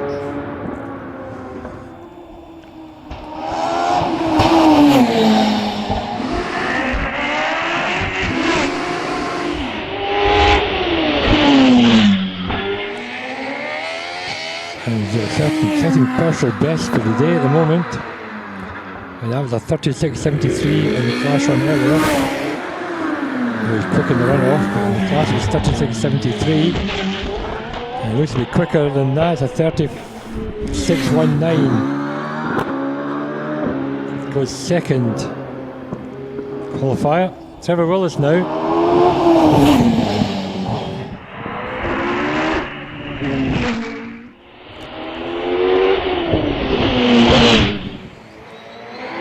Slower than the slower than Dave Durant at the moment. Sparks flying off the bottom of the car, up the bottom of his brake, up through the top, into the S's, and round the last corner. No problem for Trevor. Not a great run, 38.69. But they put him in 6th place overall at the moment. Ray Wallace, Mingies, 2.06. Wallace and Will, the quickest cars off the line. Regularly. And this Alex Summers is here, he's also pretty quick off the line. Wallace is up through junction, 121, and approach the junction. 121 for Wallace approach the junction, he's into 19, so it's a bit slower than Dave and Sean at the moment. So it's another 36.71 for Wallace. Pushing third overall, so it's Will Hall, the last qualifier. So at the moment, Mark Schlanker is in 12th position, but hopefully Will get to top. Have Nicola in 12th position. Will go to the meadow, setting personal best in the class run for him at the moment. So that could be a 35-second run for Will. And it's a 35.77. So top qualifier Will Hall from Sean Gould, Dave Duran, Wallace Mingies, Jonathan Varley, Alex Coles, Paul Hames, Trevor Willis, Harry Pick, Will Hamer, Darren Gumley and Nicola Mingies.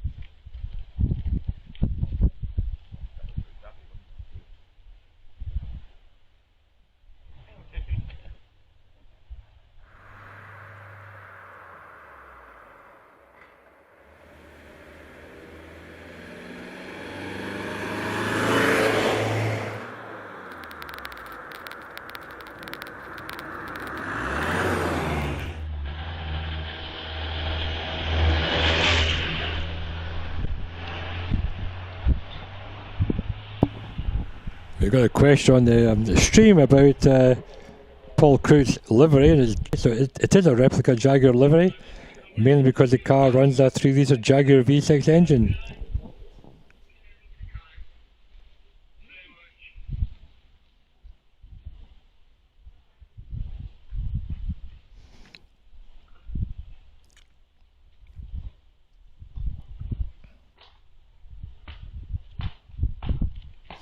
So that's the end of the class and qualification runs. We'll now have a probably 15-minute break for the cars to be prepared for the runoff.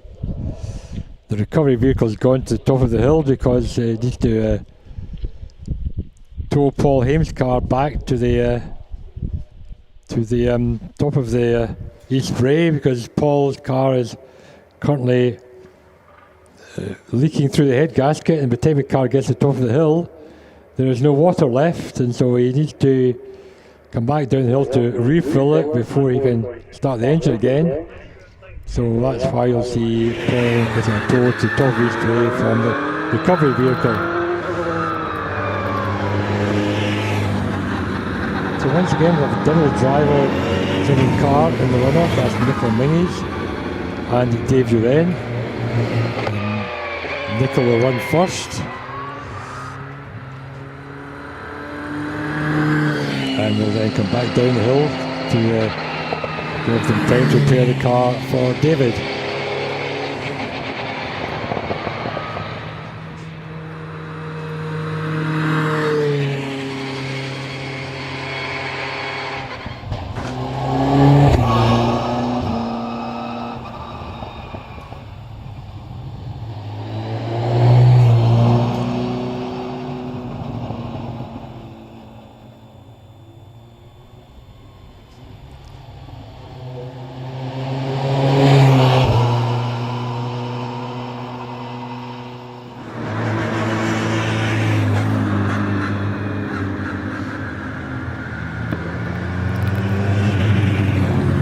Question interesting. Another interesting chat from a Florida man.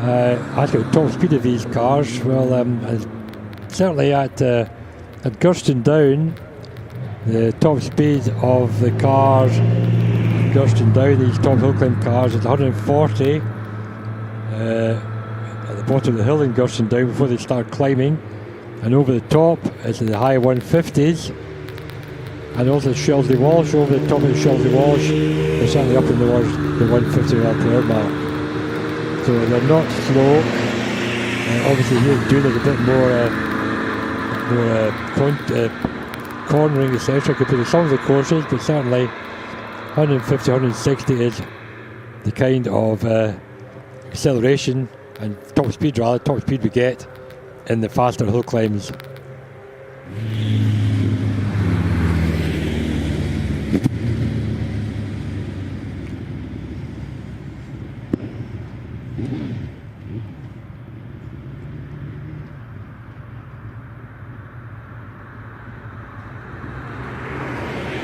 Just been confirmed that others are answering that on the live chat. 160 Shelsley, certainly top straight out of the top S. Stay straight to the top of the hill, and Gurston Down. Gurston Down is an interesting one because as you cross the finishing line, just before the finishing line, there's a little kink in the track. It turns slightly left and then right, and there's been known to quite a few people out. And Will Hall had a big barrel roll there a few years ago, which was basically the end of his previous car, the Force, and the means of an excuse to get looking out to buy a Gould.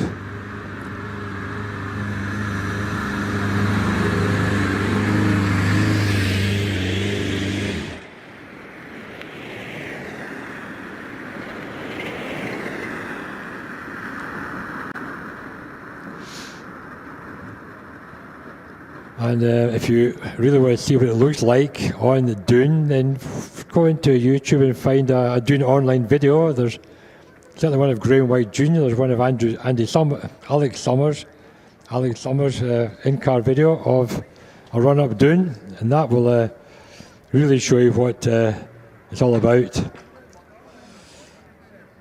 It's the kind of video where people say, it's been speeded up, it can't be going that fast, but no, in actual fact, they're all true speed videos. It just looks super quick. So yes, the times for the order, the running order will be 7:06 Nicola Minges, 99 Darren Gumbley, 90 Will Hamer, 111 Harry Pick, 5 Trevor Willis, 10 Paul Hames, 105 Alex Coles, 103 Jonathan Varley, 4 Wallace Minges, 6 Dave Uren, 7 Sean Gould, and 3 Will Hall. So the numbers only: 706, 99, 90, 111, 5, 10, 105, 103, 4, 6, 7, 3. And we'll get them started as soon as they're ready to go. And that will be the last action on the track today.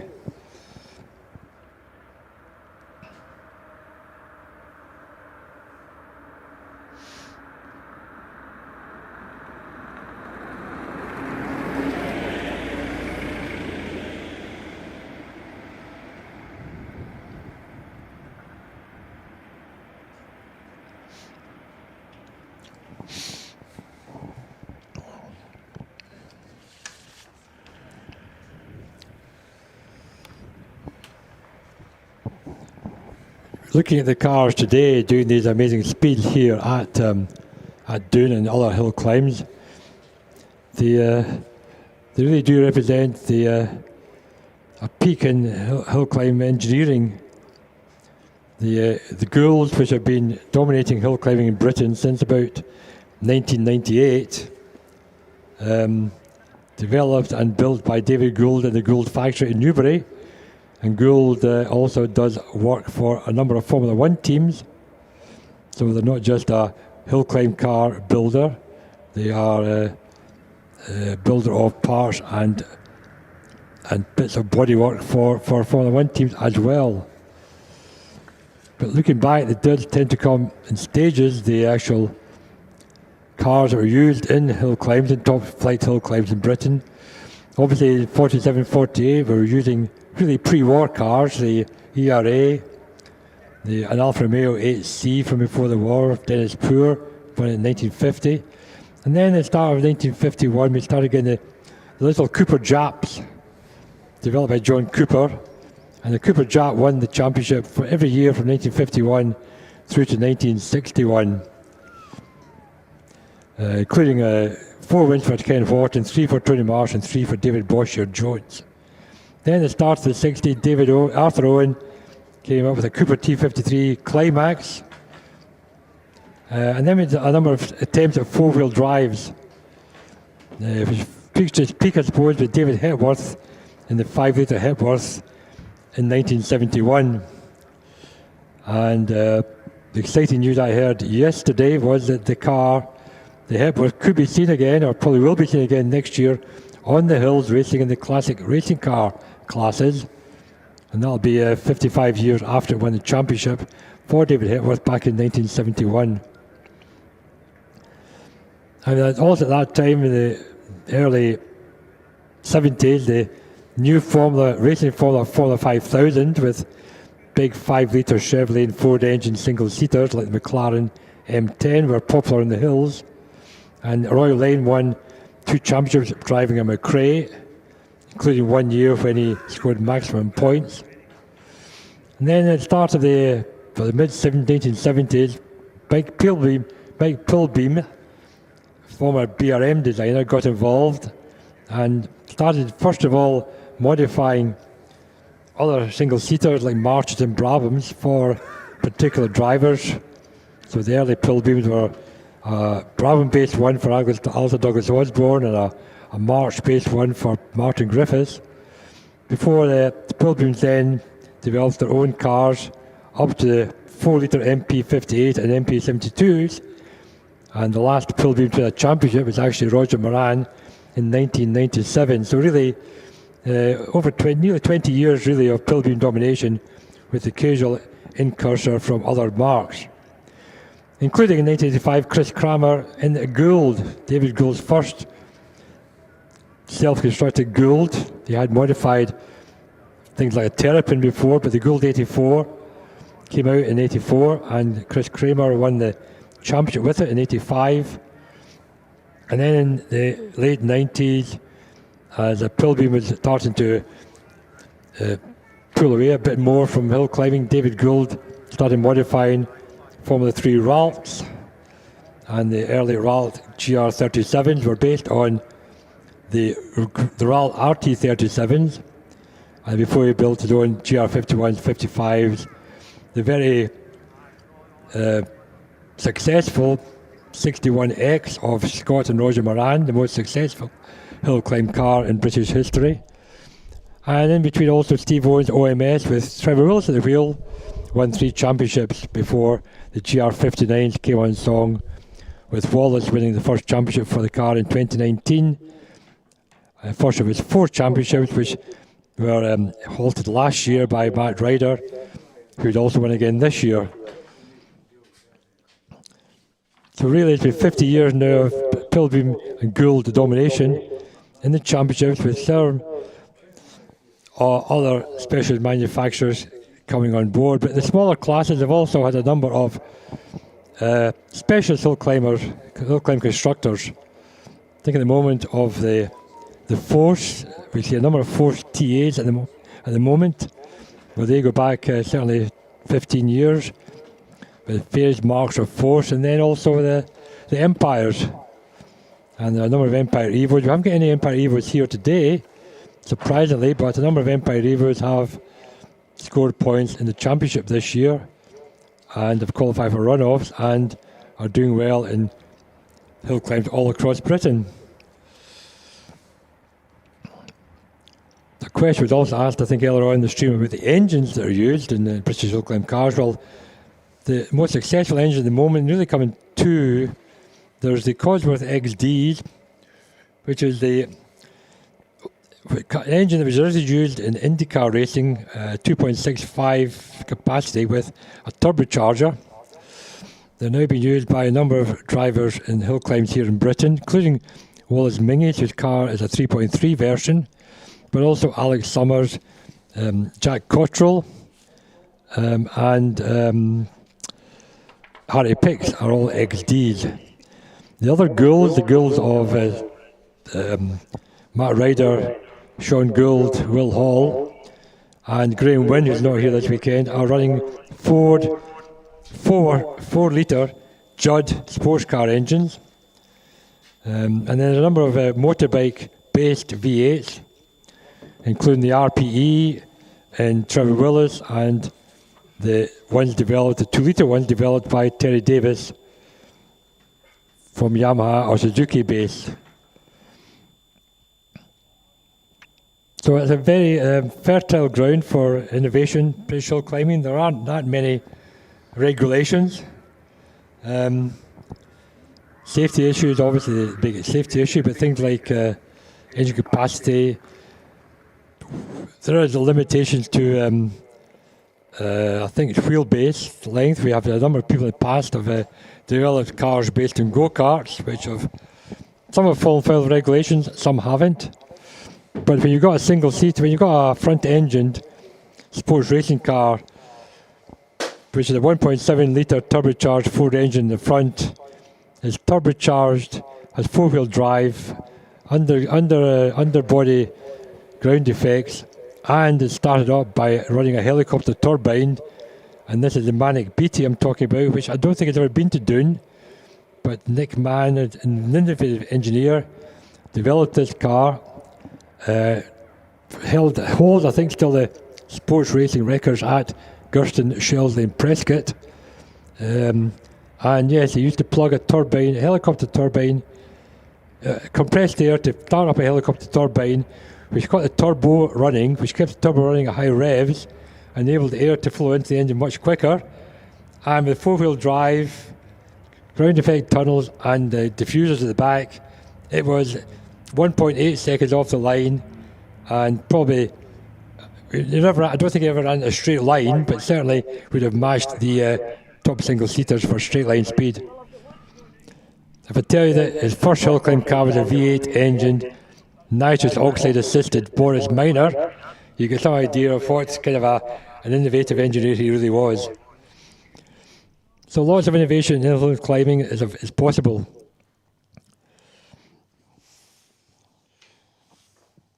Including in the winning cars of the championship, we have to mention Tony Marsh.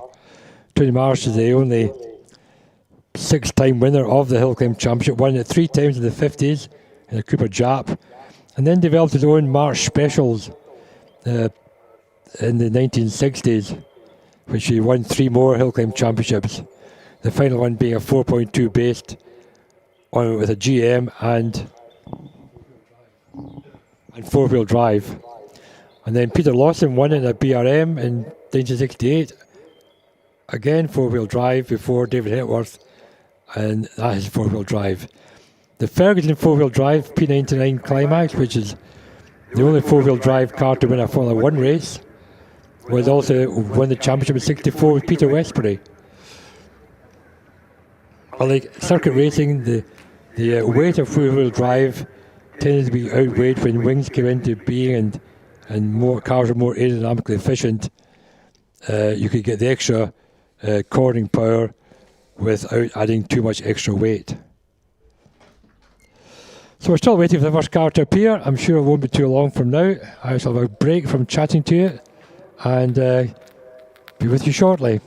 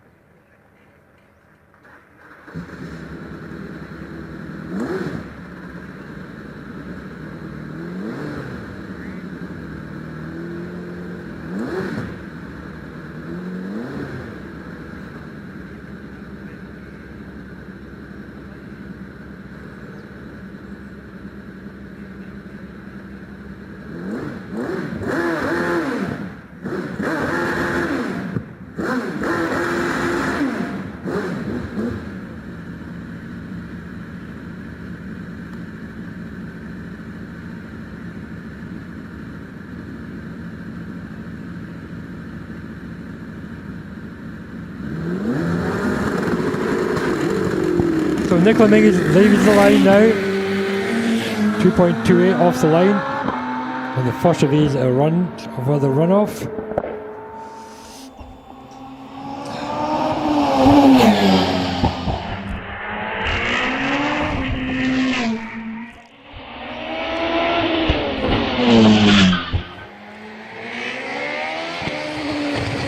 Oh, she's 108 into junction 21.57. Can't she get below 40 seconds? She was very close to it earlier. So another 40 seconds. 40.51 for Nicola. 40.51 sets the pace for this runoff.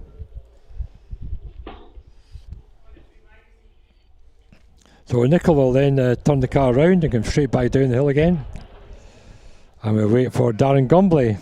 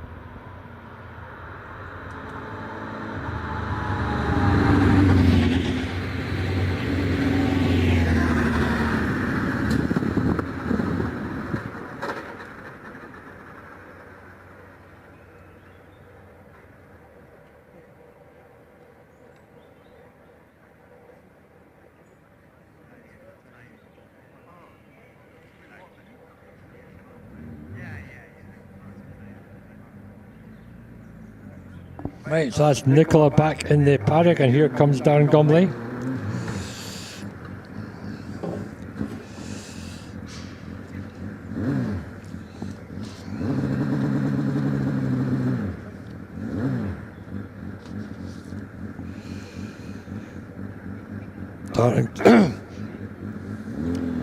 Darren comes from the hotbed of Midland hill climbing, lives in Tenbury Wells. Not that far away from the Chelsea Walsh. So this is a 1600cc Force TA. Used to be a regular contender in 1100cc car.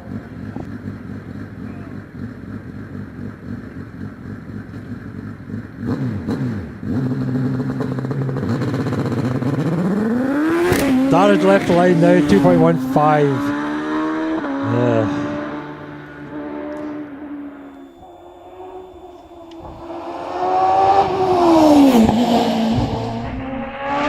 comes up towards Garden Gate, quicker than Nicola at the moment. In the lower reach of the hill here. And up to Junction, still nearly half a second up in Nicola.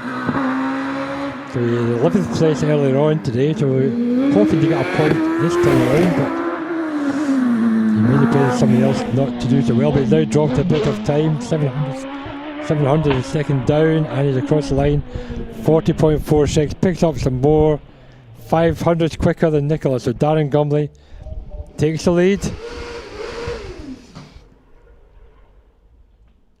So shows how two different cars can produce quite similar performances.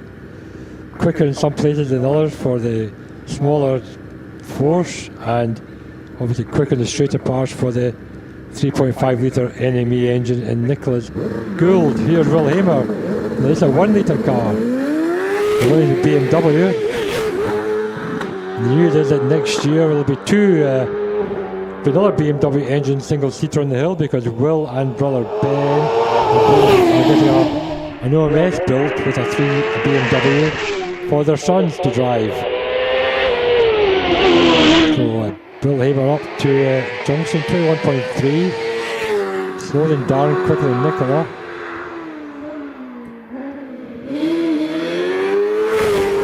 Ben Haber not here this weekend. Apparently he's flying back from Australia. We've been working, but generally they share the car. He's quicker now. And it's a 40.17. So that's a good time for Will in that Grand Team scoring a point yet again. That'll be 3 point scoring in a row after getting one at Prescott.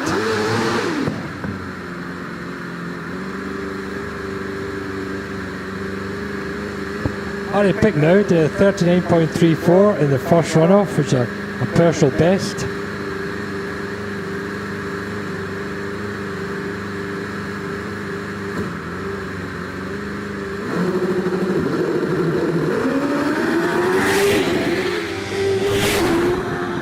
Qualified at 40.02.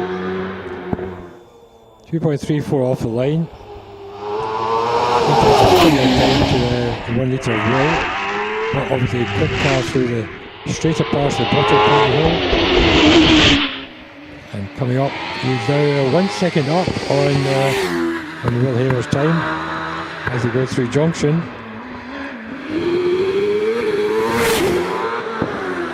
Going to get into 39 again, 1.18 quicker, so he's looking at 38 perhaps, maybe. Yeah, it is a 38.97. Another PB for Harry Pick.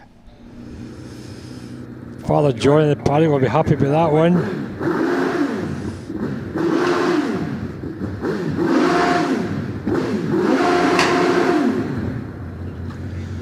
And now Trevor Willis. Probably qualified in 8th position. A 38.69. There should be quicker than all those have gone before him. Quick off the line, 2.16.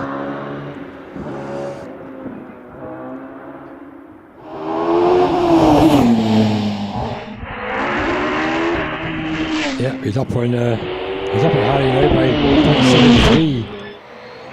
And he's on a second quicker than Harry Pick now, 19.2 at junction, first one below 20 seconds. Reed Bray and through the S's, this could be a 36 run, I think, 36.81. 36.81 for Trevor.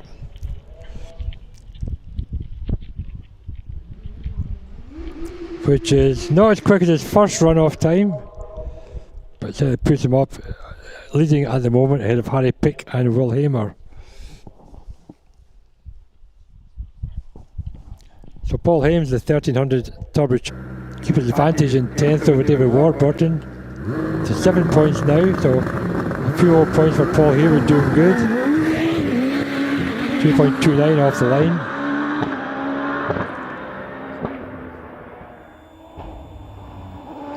Paul, this is the 10th year Paul's been driving this car, he tells me. He's had 5 years spent working out and 5 years driving after that. We had a few problems with the engine, getting the engines on well. You can see the vapour coming out of the car where the head gasket's letting the water seep away, so hopefully get to the top of the hill before it all disappears. Not so quick as he might be, but it's 37.44. Goes second. And that is quicker than, half a second quicker than his first qualifier, his first run-off time.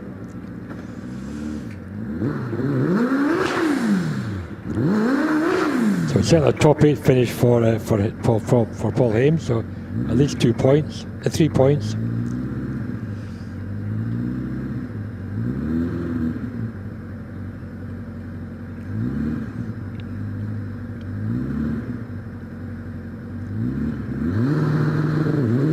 Alex Coles now missed the first runoff. 2.19.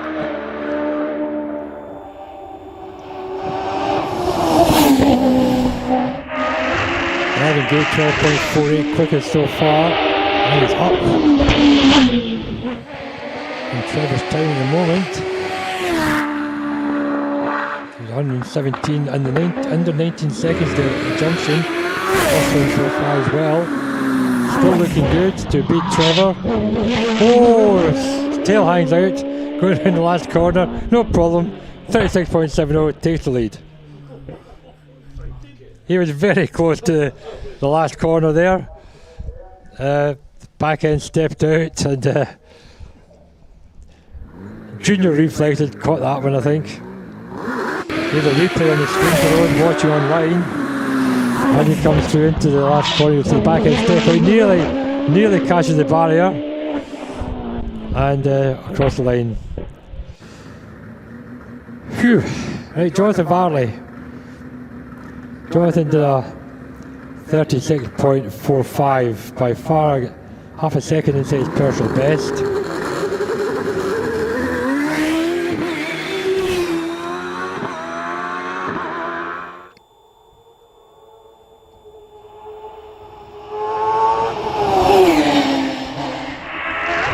And he's slower than Coles at the moment.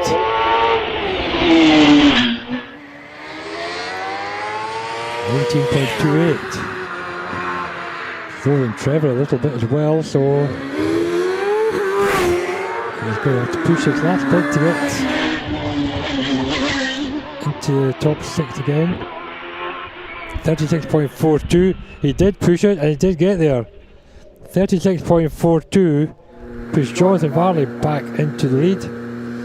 Guarantees another 5th position at the least. There we got Wallace Mingies.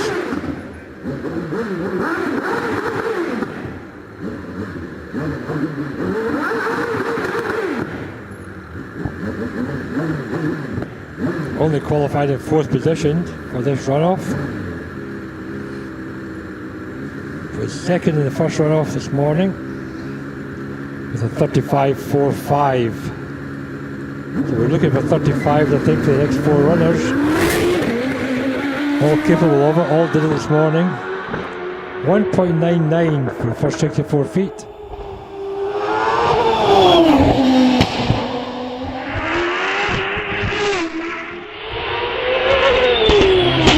12 seconds to Garden Gate, 18.3 to Johnson, so he's up at the moment.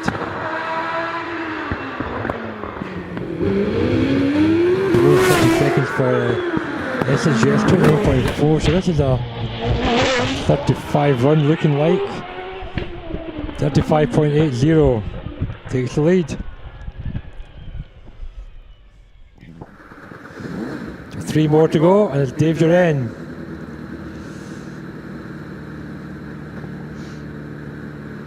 In the car that Wallace used back in 2015.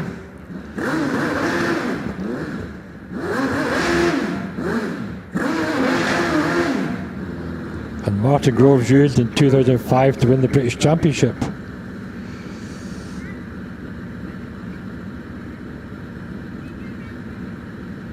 So Dave did a 35.61 earlier to finish 4th. And he qualified 3rd for this one.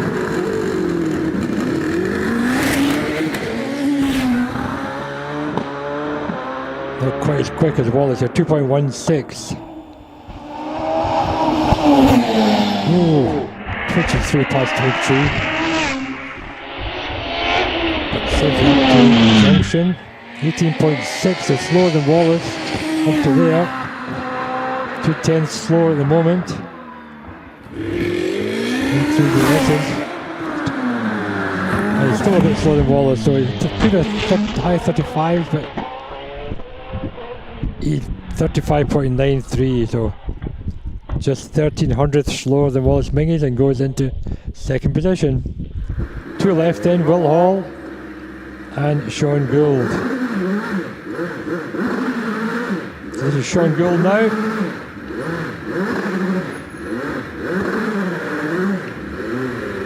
Qualified 2nd quickest in a 35.95, and was 3rd in the first runoff, then 35.50. So mid 35s is Sean's aim at the moment.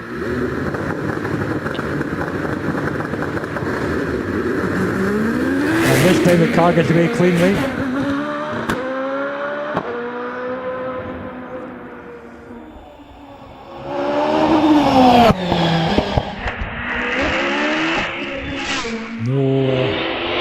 So far from the middle of the road all the way up to junction. And it's quicker than Wallace. Nearly half a second quicker. Could have made 35 for Sean. 10th are quicker. Oh, he got off. Oh, he got off. And he's off at the top. Yep, he's off at the top of the hill. Car's upright, middle of the track. Sean's okay.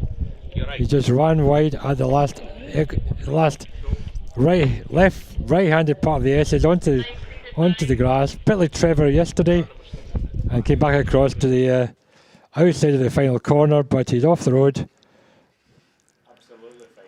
Absolutely fine.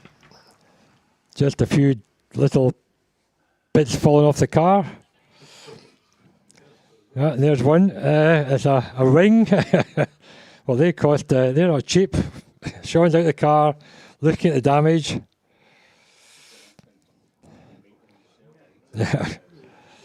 So I was just a bit. You're very quick up to the cone in the middle of the S's. Just ran a little bit wide there.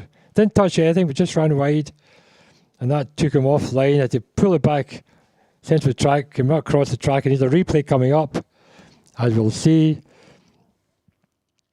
Yeah, okay through the edge, cut the corner, just ran straight. Yep, and then he caught the inside edge, and then the other side. The car looks, the suspensions have dented a little bit, but the car's running on all four wheels. Actually, the rear right is the worst, I think, where he caught it on the third, shall we say, the third time. Marshall now just sweeping away. I don't think there's anything on the track to put him off. I think it was just a misjudgment. But a little bit too much speed, perhaps. He's picking up some carbon fibre from the Marshall, and here comes the recovery truck. We'll have to push the car out of the way, because he's right in the middle of the track. So, unfortunately for Will, he'll have to wait to take his run. And it's not the first time that's happened to Will this year.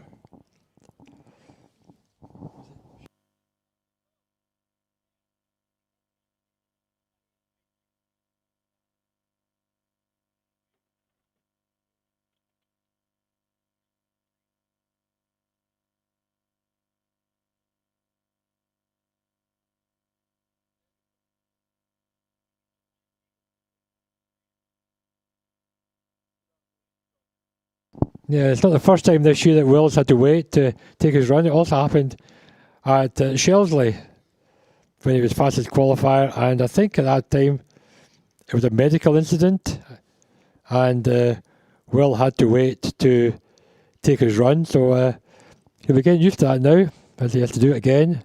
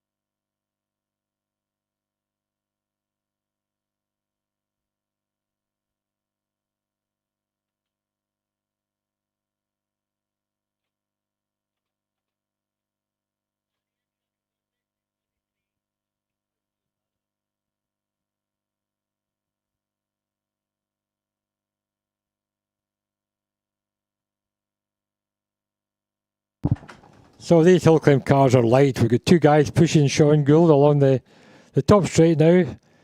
Right rear tyre flat. But we get him along to the holding paddock at the top, and then we'll let Will Hall have his run.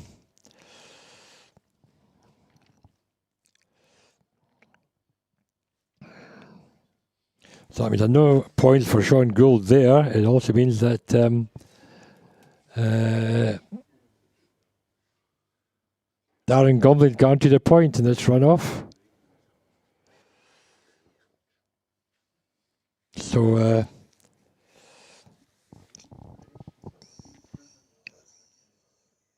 there'll be at least 7 points for Jonathan Varley and 6 for Alex Coles. 5 for Trevor, 4 for Paul Hames. At least. So the car looks as though it's in the top paddock now. We'll have to wait for the marshals to come back, of course.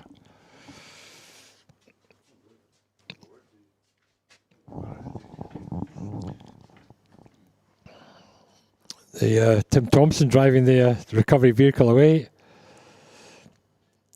The new barrier there at the outside, or the inside of the last corner, to put in with a tree which stood just inside the apex of the corner on the inside of the track, fell over during the storms, and the root ball basically pulled the barrier up.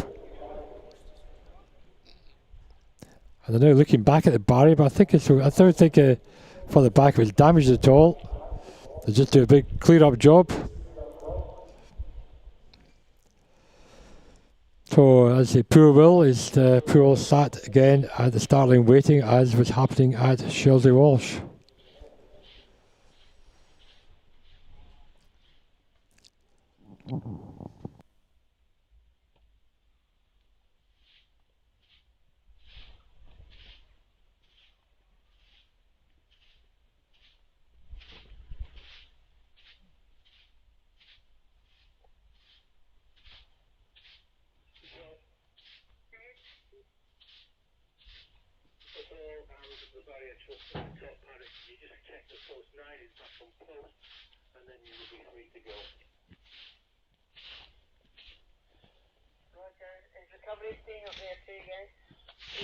Yeah, we might as well. There's only one car to come.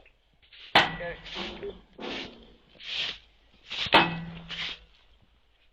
Annie. Post 9, are you back on post?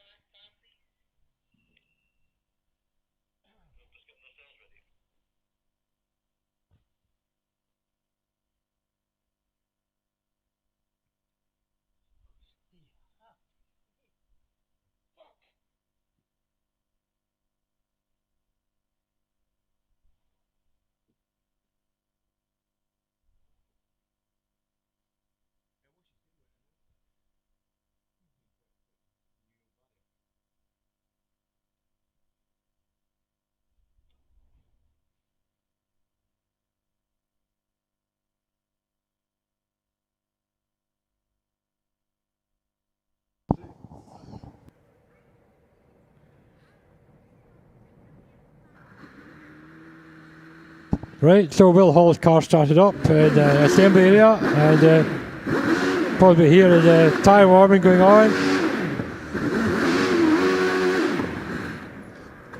And car's cut out, but it will start again. Not all hills in Britain allow tyre warming still.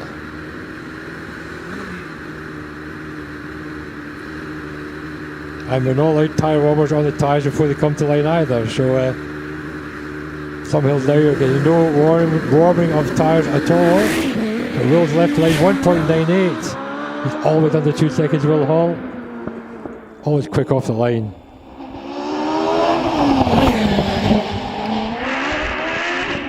And we missed that. He's up through Garden Gate and already up to the junction, but he's slightly down at the moment on Wallace.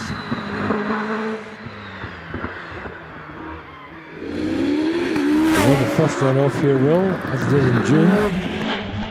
He's safely through the last corner. Big puff of dust, 35.63. And he takes the second runoff win of the day. So that's the end of today's proceedings at the runoff. 10 points for Will Hall, 35.63. In second place, Wallace Mingus, 35.80. Third, David Duran, 35.93. Fourth, Jonathan Varley, 36.42. And fifth, Alex Coles, 36.70. Trevor Willis is 36.81. In sixth place for Paul Hames, seventh with a 37.44. Harry Pick, 8th, 38.97. Will Hamer, 9th for 2 points and a 40.17. Darren Gumley, 10th and a point, 40.46. Nicola Mingus, 40.51. And Sean Gould, a fail. Well, that's the end of an exciting day's hill climb here at Doune. The next weekend is the final round of the British Championship at Lowton Park in Shropshire. It will be streamed online on our streaming channel. So tune in to watch the denouement of the British Hillclimb Championship. Not sure whether Matt Wright will be back out again. Depends on how long his parental leave is required to be. But for those who haven't realised, Matt has not been here today because he recently became a father. So fortunately he'd won the championship last time out at Prescott.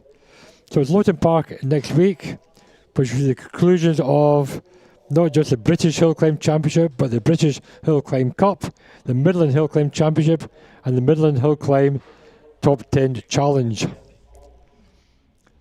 So standings after drop scores now in the British Hillclimb.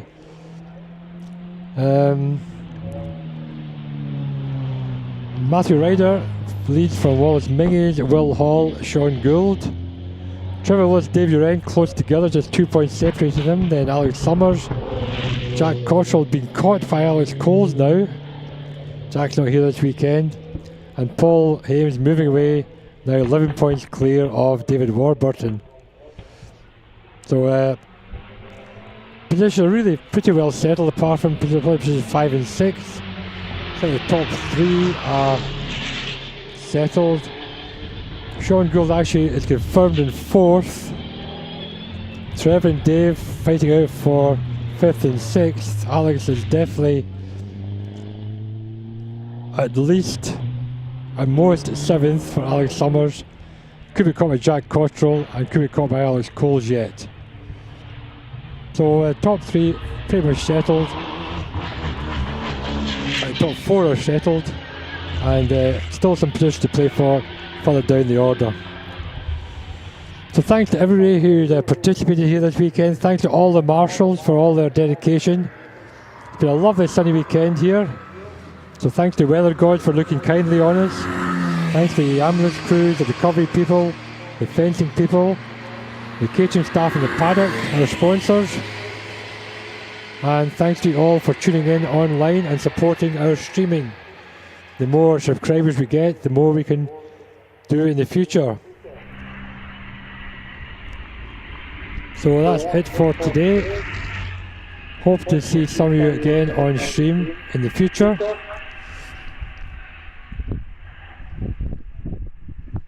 Thanks very much, of course, to Rich for the streaming. And he's doing it himself this weekend. No Eleanor, who's nursing a cold back home.